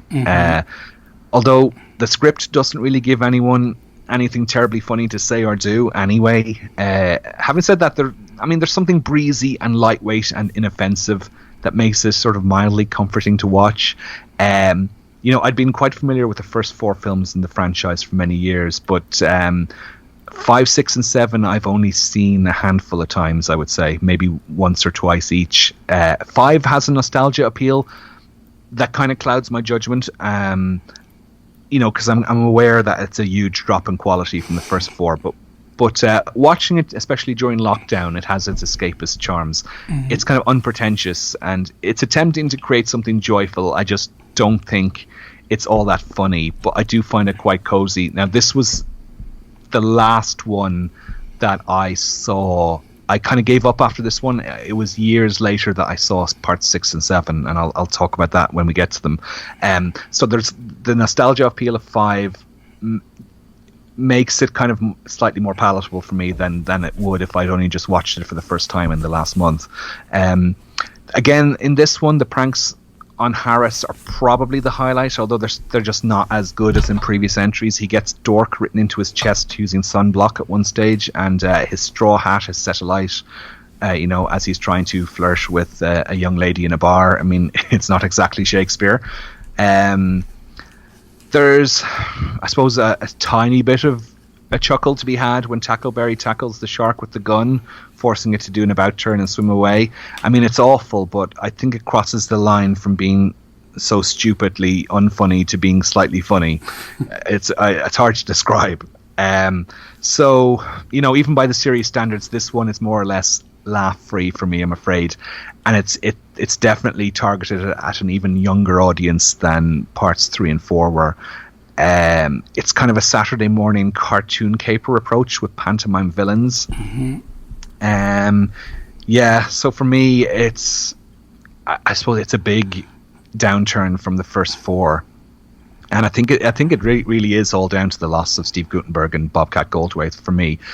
They really are sorely missed in this, but also the approach they take. You can see they're aiming younger and younger with each sequel, and it's just not working anymore for me, I'm afraid. What are your thoughts on Assignment Miami Beach? Assignment Miami Beach. Let's see.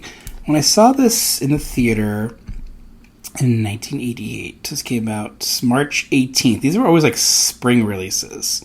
So March 18th, 1988, 1 year later after the first one, or after the previous one.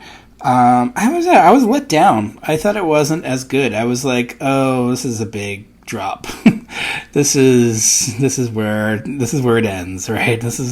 They should have stopped at 4 and not continue with the series without Steve Guttenberg, without the characters that they set up in the previous movies, like not having Zed and Sweet Chuck and having that relationship and that antagonist kind of thing going on. It loses a lot, and I don't know. I was like a chore to watch this one, I think, on home video. So I just watched it maybe once on home video, and then that was it. So we're revisiting it for the podcast, watching this Blu-ray set. I was watching it, and I'm like, you know what? This movie, I'm kind of enjoying this movie, even though it's pretty slight. It's definitely nothing. It doesn't add a lot to anything new to the series, really. It's kind of it does heighten, like you said, the story element and having bad guys throughout the film and having this the idea of diamonds and jewels and smuggling and all that stuff. It doesn't quite, it's kind of thrown in there, really, just to have a plot. It just doesn't quite work, but I don't know. I was enjoying it because it was fluff, and since the world has gone mad in 2020, I'm like, oh, this is like so harmless that it's enjoyable in its own way. I was into it. I think I had more fun with this movie in the second half than the first half. I did like some of the stuff in the first half. I like when they had the whole stuff in the airport with Lassard and the golf balls and all the hijinks with that and the setup. Rene Auberjonois is the lead bad guy. I thought that he was kind of funny. Seeing him play trying to play like an ethnic kind of character. I think they were trying to say they were like Italian, but not quite. It was silly, but childish and certainly PG-ish. But I was enjoying it. I don't know. I liked all the set pieces towards the end of the film, like when all the stuff on the Everglades and those boats that they were using. I thought that was kind of fun. There's a lot of action in that second half. So it's not boring, it's not a boring film, but you do miss Gutenberg, you do miss Zed and some of the others. But you get some of the other, you get maybe Callahan has a little bit of more of a character, I guess, a little more action. There's a lot more action for them to do in this one, I guess. And certainly maybe not character stuff, but more action. And I guess that was true of the time period. Like things were gearing up more actiony in the 1988. Certainly the year of when there's Die Hard and Lethal Weapons and all that stuff. So it was a very actiony time, and they amped up the action in this one. And it's silly, like that scene you mentioned with Tackleberry pulling the gun on the shark. I thought it was kind of funny in a way. It doesn't quite. It goes into another. I don't know. There's a certain comedy that just doesn't work, but that kind of worked for me for some reason because it's so absurd. And I don't know. I had fun with this one. I was kind of surprised that I did. I remember seeing it in the theater along with Vice Versa. And the only thing I remember about that double feature, I remember enjoying Vice Versa much more, was that Corinne Bohrer from Part 4 was the love interest in Vice Versa. It's like, oh, she's back, but in a better movie. She's in Vice Versa. I'm not sure if Vice Versa holds up. I haven't seen that well, but I remember being charmed by that one. That's the body swap movie with Judge Reinhold and the kid from The Wonder Years, Fred Savage. And I like seeing her, so that was fun. In a world gone mad, I would give it a thumbs up.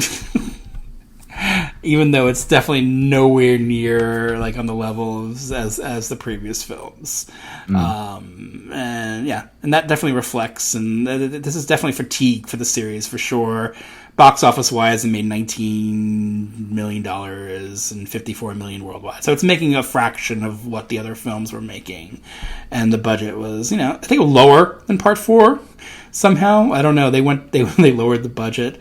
Maybe they were not paying. They certainly weren't paying Steve Gutenberg salary.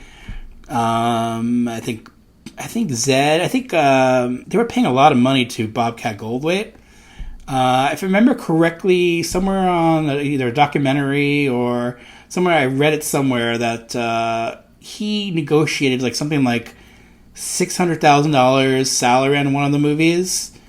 And he also negotiated that Sweet Chuck, the actor who plays Sweet Chuck, could also get the same exact amount of money as he does, because he felt that his character was so integral to his that they should make the same amount of money. Yeah. So when I read that or heard that, I was like, oh, Bobcat Goldthwait is the stand-up guy. He was, he's looking out for an actor who probably would have gotten paid a lot less. But he knew that they relied so heavily on each other as actors, which was great. So yeah, they were paying less money to the cast at this point probably, and but they had some big set pieces. So it doesn't seem like they skimped too much on certain things. But, no, the action at the end is good on the Everglades. Yeah. I enjoyed that part of it, and you see Bubble Smith wrestle an alligator. I think he was also another character. I think he also got paid really well in these movies. He was always billed like number 2 in these movies, and I think this one he might have even billed number 1 because Steve Gutenberg was done with the series. So he probably got a bump in pay, which is great. But yeah, it was kind of over for me with the series, even though they made 2 more. Here's. I was saying, you asked me at the start what the theatrical history was over here for these films, and I kind of thought that only the first 4 were released into cinemas, but actually all 7 were released to cinemas. I think. Oh, really? parts 5, 6, and 7 maybe were more limited, but they certainly did get theatrical releases, because I can see BBFC certificates for them here for their theatrical release, and also there's UK cinema posters for all 7. So, but by the time Assignment Miami Beach rolled around, it certainly didn't make it to my neck of the woods. I had to wait for the VHS to come out. Yeah, I guess maybe because they did well in the East Coast, so they probably why they had it. It was kind of still doing well enough, so that's probably why it was so easily accessible for me. But again, it played up the block for me, and now and then 1 year later they had another one. Here it is. An evil crime lord is getting inside information. We've suspected that there was a leak in this precinct. It could be anyone. Making us look like a bunch of fools. Now, Matt. Hightower. Hooks. You can pick it up at the police impound yard. Boy! Callahan. Tackleberry. You'll take the bus and like it now, mister! Jones. Target human. Backler. Hey! Harris. Make my Christmas. Or Commandant Lassard. I know we shall soon triumph over our enemies. They love their work.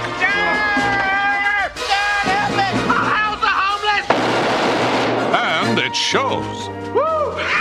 When it comes to in-flight service and on-the-job safety. I have just the men for the job. They're the biggest wheels around.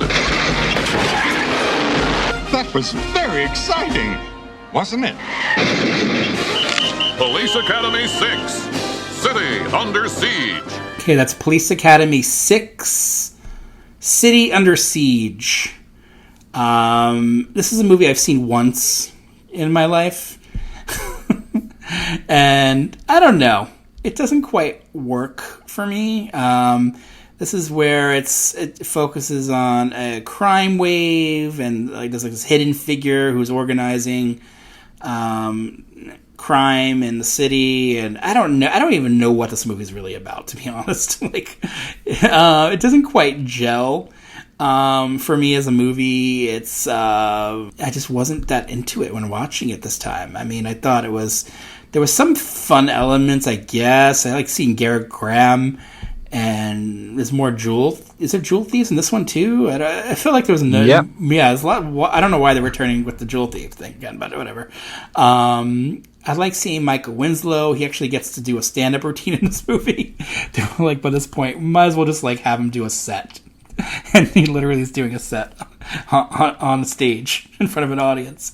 I liked him as the robot cop. Clearly a homage to RoboCop later in the film. Trying to focus on the good things, guys. Happy Birthday to Me Scooby-Doo ending. I like that. Yep. So stupid. I have both of those references written down for the ending here as well. Sort of like a giallo bad guy. I mean, like a hidden figure in shadows and wearing some sort of I don't know, raincoat and hat. I don't know. It was just very strange. I like that it was directed by someone named Peter Boners. I thought that was funny. I think that's probably the biggest laugh was maybe the title card of Peter Boners when I saw it in the theater. And I don't know. Maybe that's where it ends for me. Those are the positives that I took away.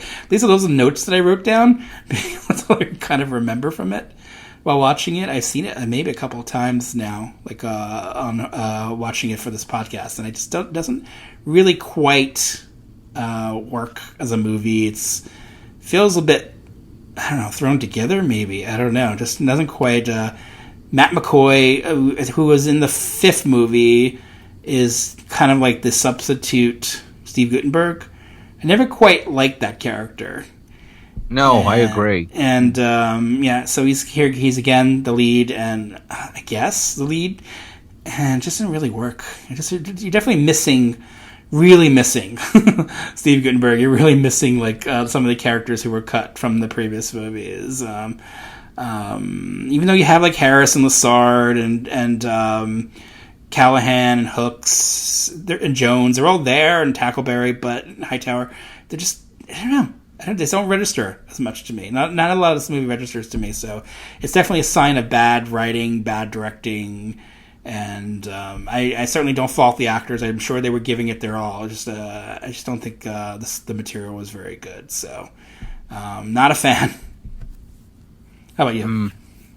Yeah, I mean, for me, it's pretty much a laugh-free zone for this one again. Again, as you said, it seems aimed squarely at a much younger audience. Now, I can watch kids' movies quite happily, but this type of one, no, I just get mind-numbingly bored. You know, this is very much aimed at the under 10 market also, which is really odd as it's only 5 years since the original R-rated first film came out. Yeah, now, I did enjoy elements of the finale, the final 20 minutes, but I found the first hour of the film to be a real chore. As you're saying, Matt McCoy is kind of promoted to the sort of central good guy character, the substitute Mahoney, and I just find his character just really flat. And as I was saying earlier, I'm sure that like Hooks, Hightower, Tackleberry must be really miffed that this character is brought in for part 5 and then suddenly he's kind of above them in the pecking order. Just the film just feels really lifeless to me, and there were only 3 real highlights, and I think they're all the ones you mentioned. 2 of them are courtesy of Michael Winslow. One is him doing his Jimi Hendrix impression during that stand-up routine, which I thought was terrific. And the other is where he pretends to be the robot, which I thought was really good fun as well. You know, he finds some old scrap electronic parts and puts them underneath his jacket, and it makes it look like he's a malfunctioning robot. I thought that was good fun. And you know, again, I didn't see this one when it came out because I thought part 5 was such a letdown that I didn't see part 6 until I bought the first of my 2 box sets back in 2012.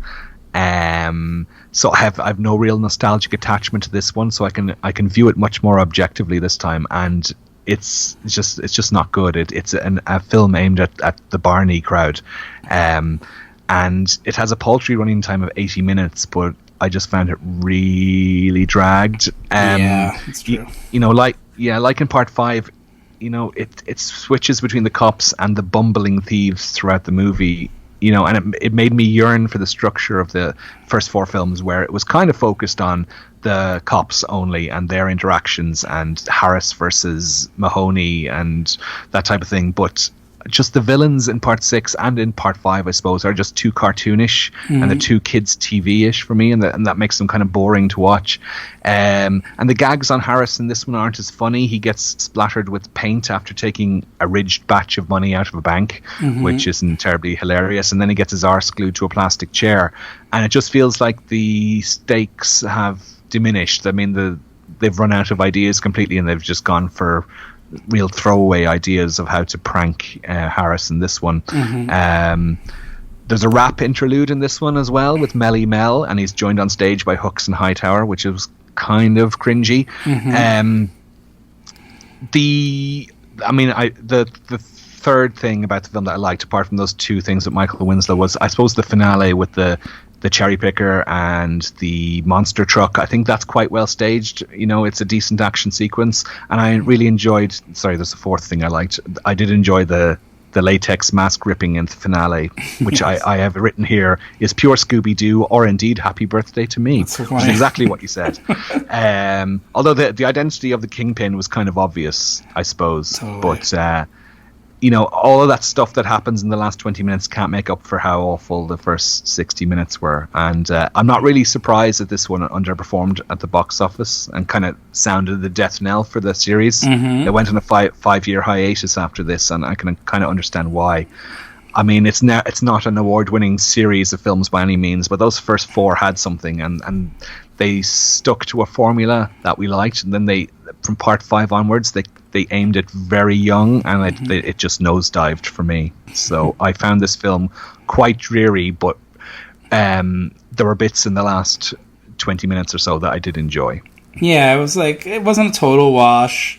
I mean, I'm glad I watched it again for the podcast, just to get a context of this series and seeing Michael Winslow. I think really this really brings home maybe they should have centered the movie around him more, and it would have been a better film. Maybe he should have been the lead. He should have been the Mahoney, right? When Mahoney left, Michael Winslow should have been graduated as the lead, a proper lead, I think. Yeah, it's an ensemble. It's always been an ensemble, but it just doesn't quite come across as well in this one. And I think, again, bad writing, bad directing.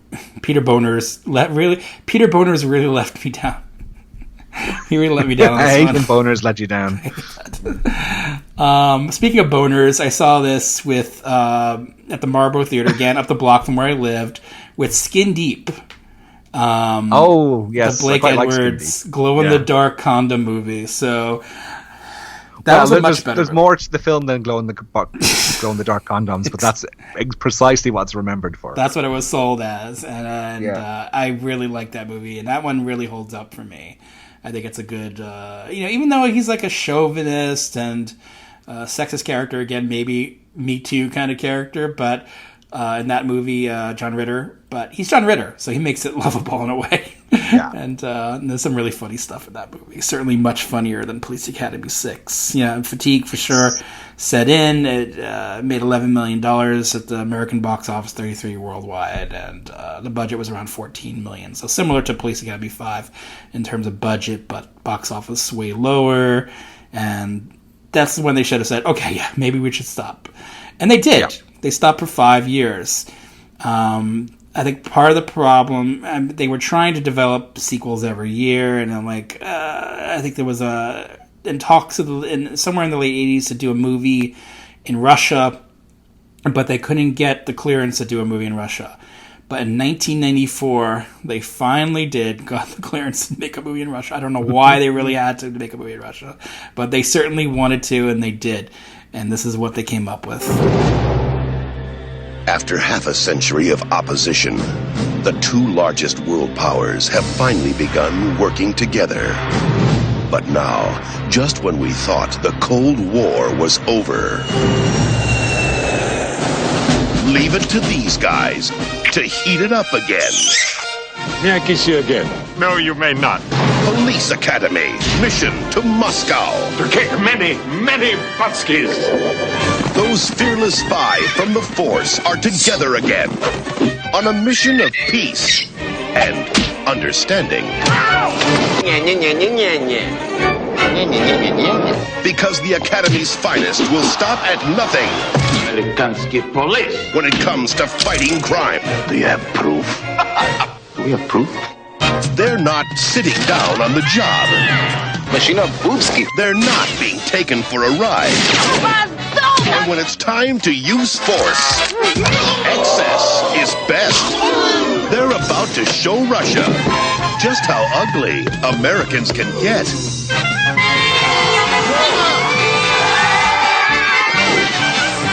The Cold War may be over, but give them time.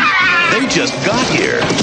Police Academy, mission to Moscow. We are in deep forest. Yes, Police Academy, mission to Moscow, a.k.a. Police Academy 7, mission to Moscow. Mm-hmm. Oh, the humanity. You were mentioning there about the franchise running out of steam in 1989 in an attempt to produce sequels every year, and 1989 seemed to be a pivotal year for a lot, like going back to my horror roots. Nightmare on Elm Street, Halloween, Texas Chainsaw Massacre all ground to a halt with their franchises in 1989 with underperforming sequels, and they all went on a hiatus after that. And the same happened to Police Academy, and it came back in 1994 with possibly one of the worst films I have ever seen. I have had to sit through some shite in my time working on the Hysteria Continues, but this ranks certainly as one of the worst films I've ever sat through. It's just not funny at all. It's unbelievably boring, and it's only 79 minutes long on this PAL version I have, and the final 4 minutes are the credits, so it's only 75 minutes to sit through, but it drags at a snail's pace. It is just so horrendous. I'm not sure about the idea of taking the recruits to Moscow, what the impetus behind that was. I mean, I know they were trying to get the recruits to England at one stage, but those plans fell by the wayside. But I don't know why they needed to take them to Moscow. Was there a big passion in the US to see films set in Russia? I don't know. I mean, at the start, I was kind of intrigued. I mean, again, I didn't see this film at the time. I didn't really know a huge amount about it until I saw it, about 8 years ago. And I had no idea that it starred Ron Perlman and Christopher Lee. So when I saw them appear in the early stages, I was like, oh, this could be a proper, legitimate attempt to revive the franchise.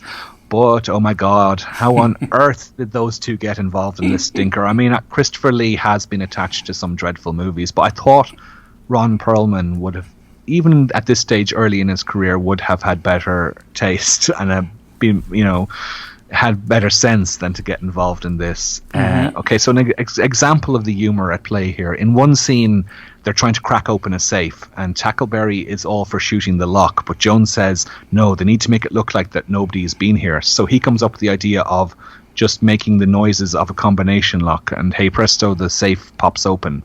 And it's just not funny, and it makes no sense. It's like, what?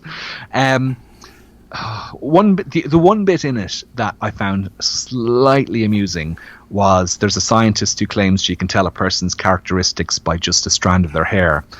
So in this case, Cadet Connors, played by, I think it's Charlie Schlatter, is it?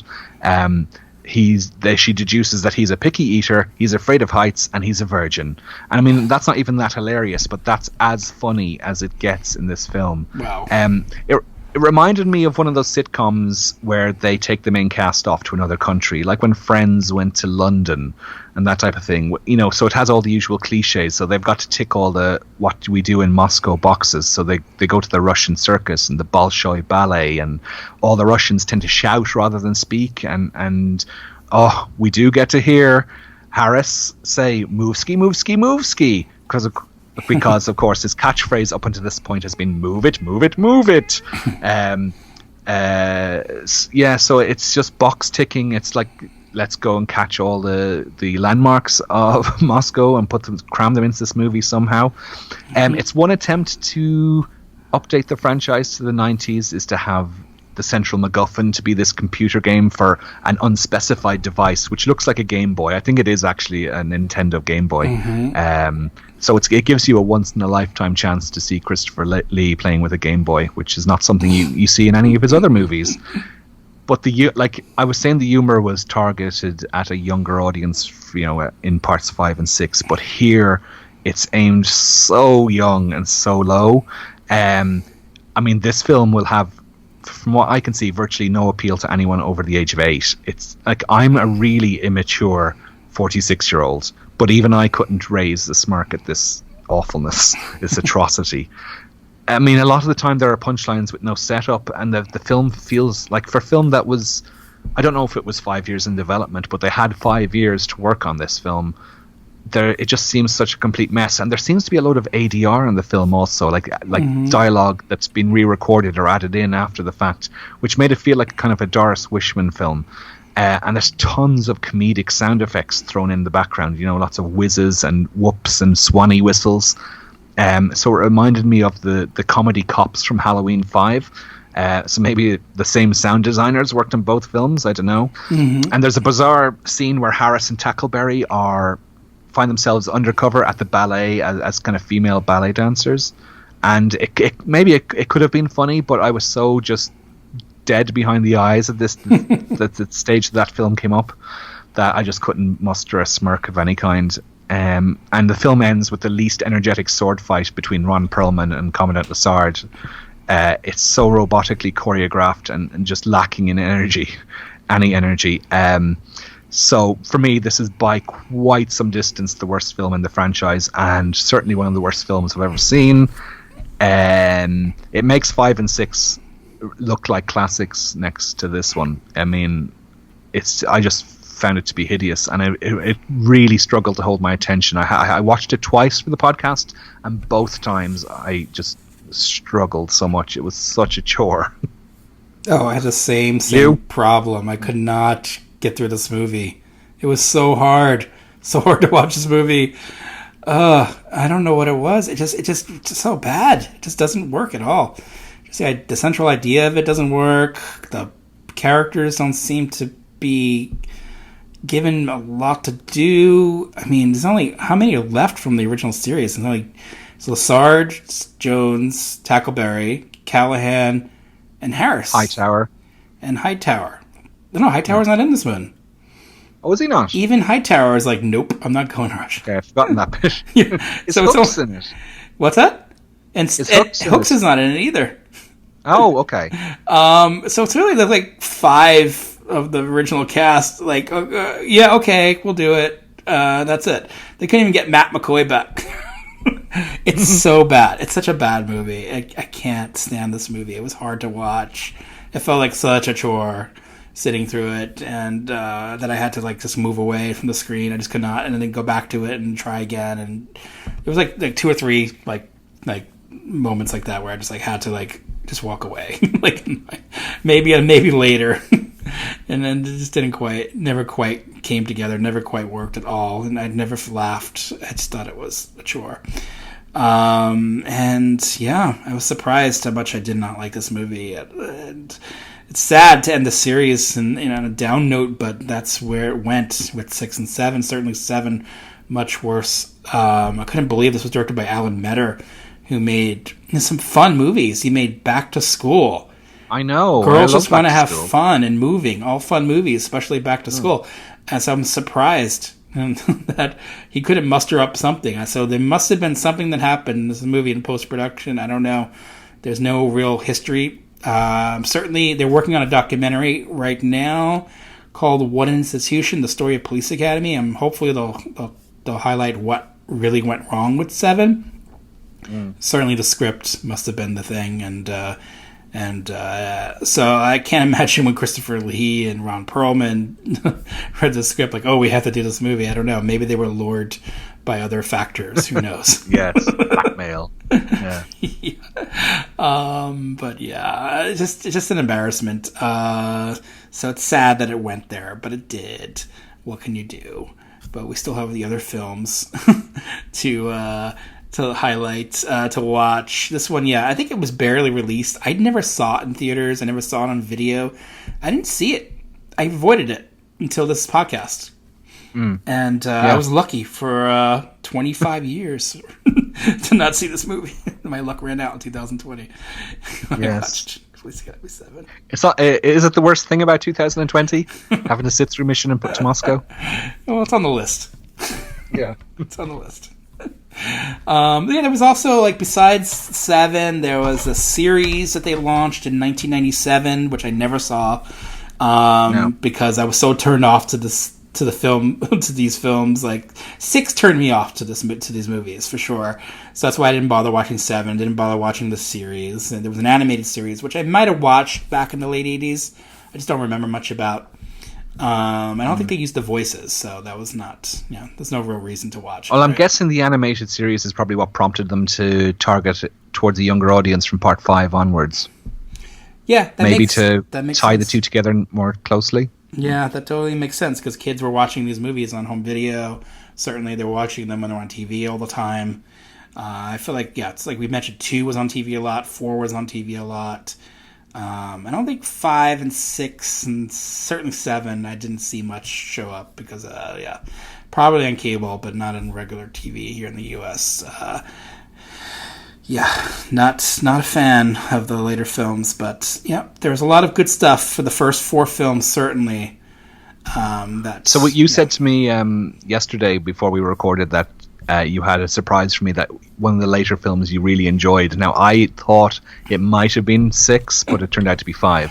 It was 5, yeah. I thought because I definitely enjoyed 5 a lot more than I thought I would. I thought I was going to really like to start disliking the series after 4, and that's true after 5, but not. Yeah, but I enjoyed 5, just not as much as the first 4. So a little tricky there. Yes.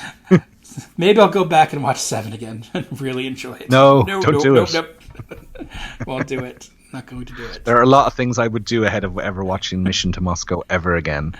We still need to finish the last 4 months of this year, so I can't predict. Yeah, I know. I can't do that to myself.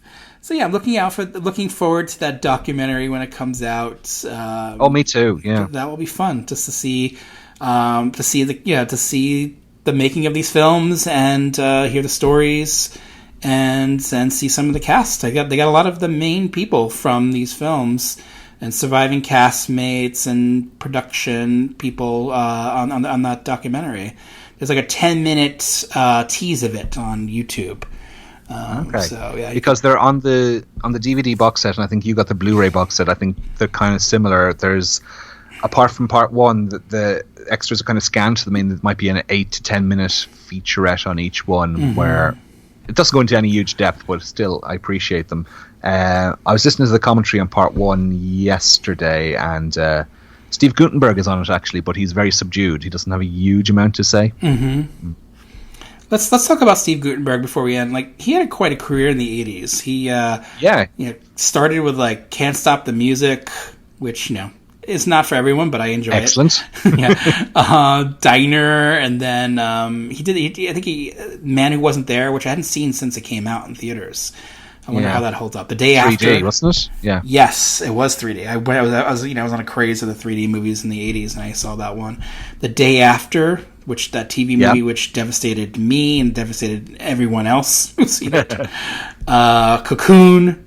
I mean, Cocoon was a big movie, and Bad Medicine wasn't quite a good movie for him, but it had its moments.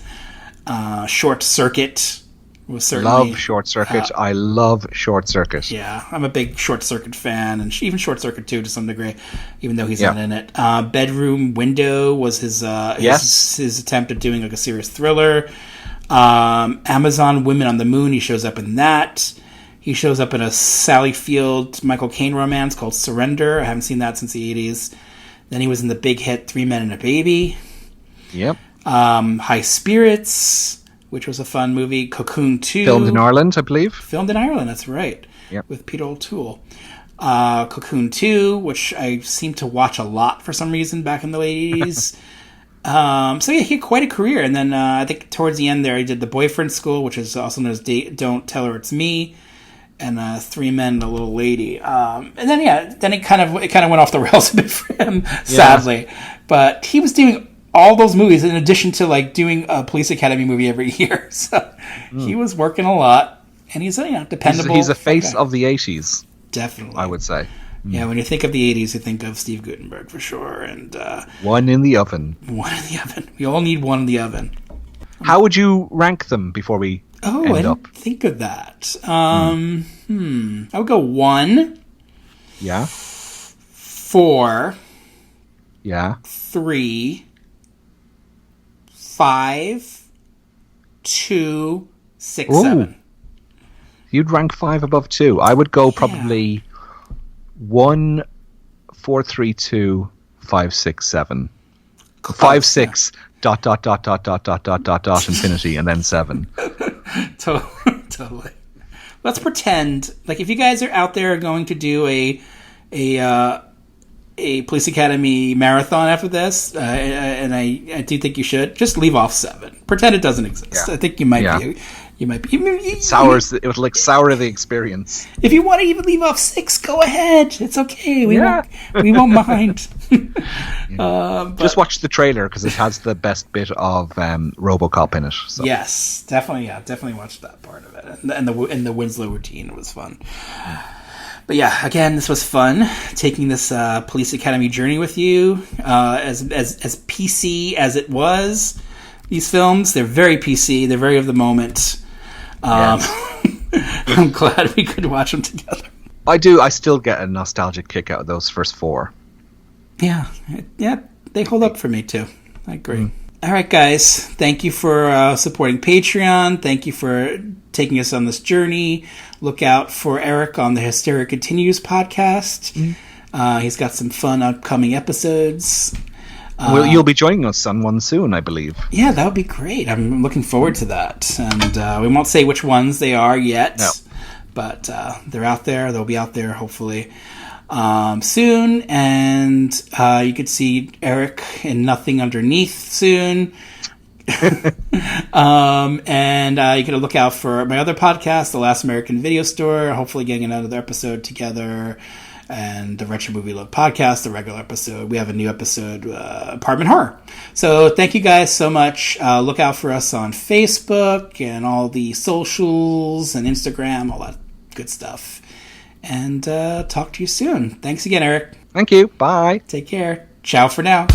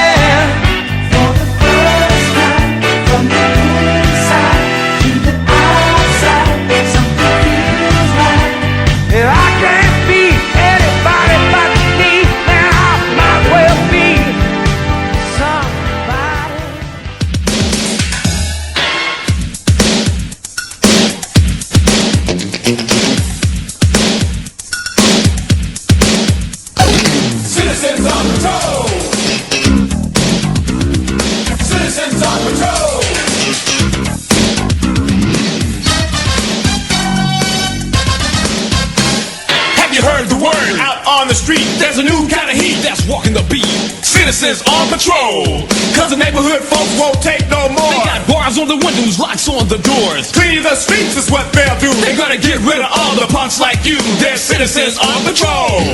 Citizens on patrol. Citizens on patrol. Citizens on patrol.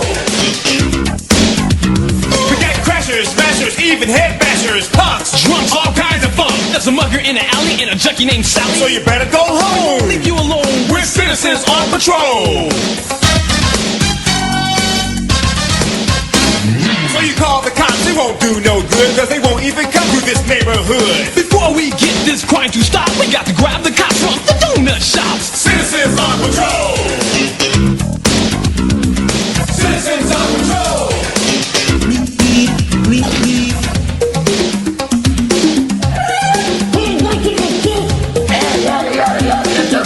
No, man, just go on. Yeah, who's gonna tell me? Bubba. Yeah, who's he? Hey, baby, move it. You got it. Thanks, Bubba. All right, baby. Yeah, I'm on jam. Go ahead, Bubba. I'm on jam.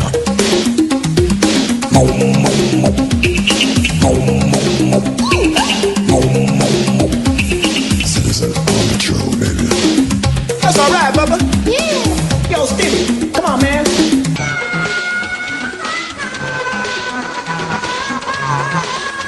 Yeah. Go ahead, Bubba. Right on, Stevie.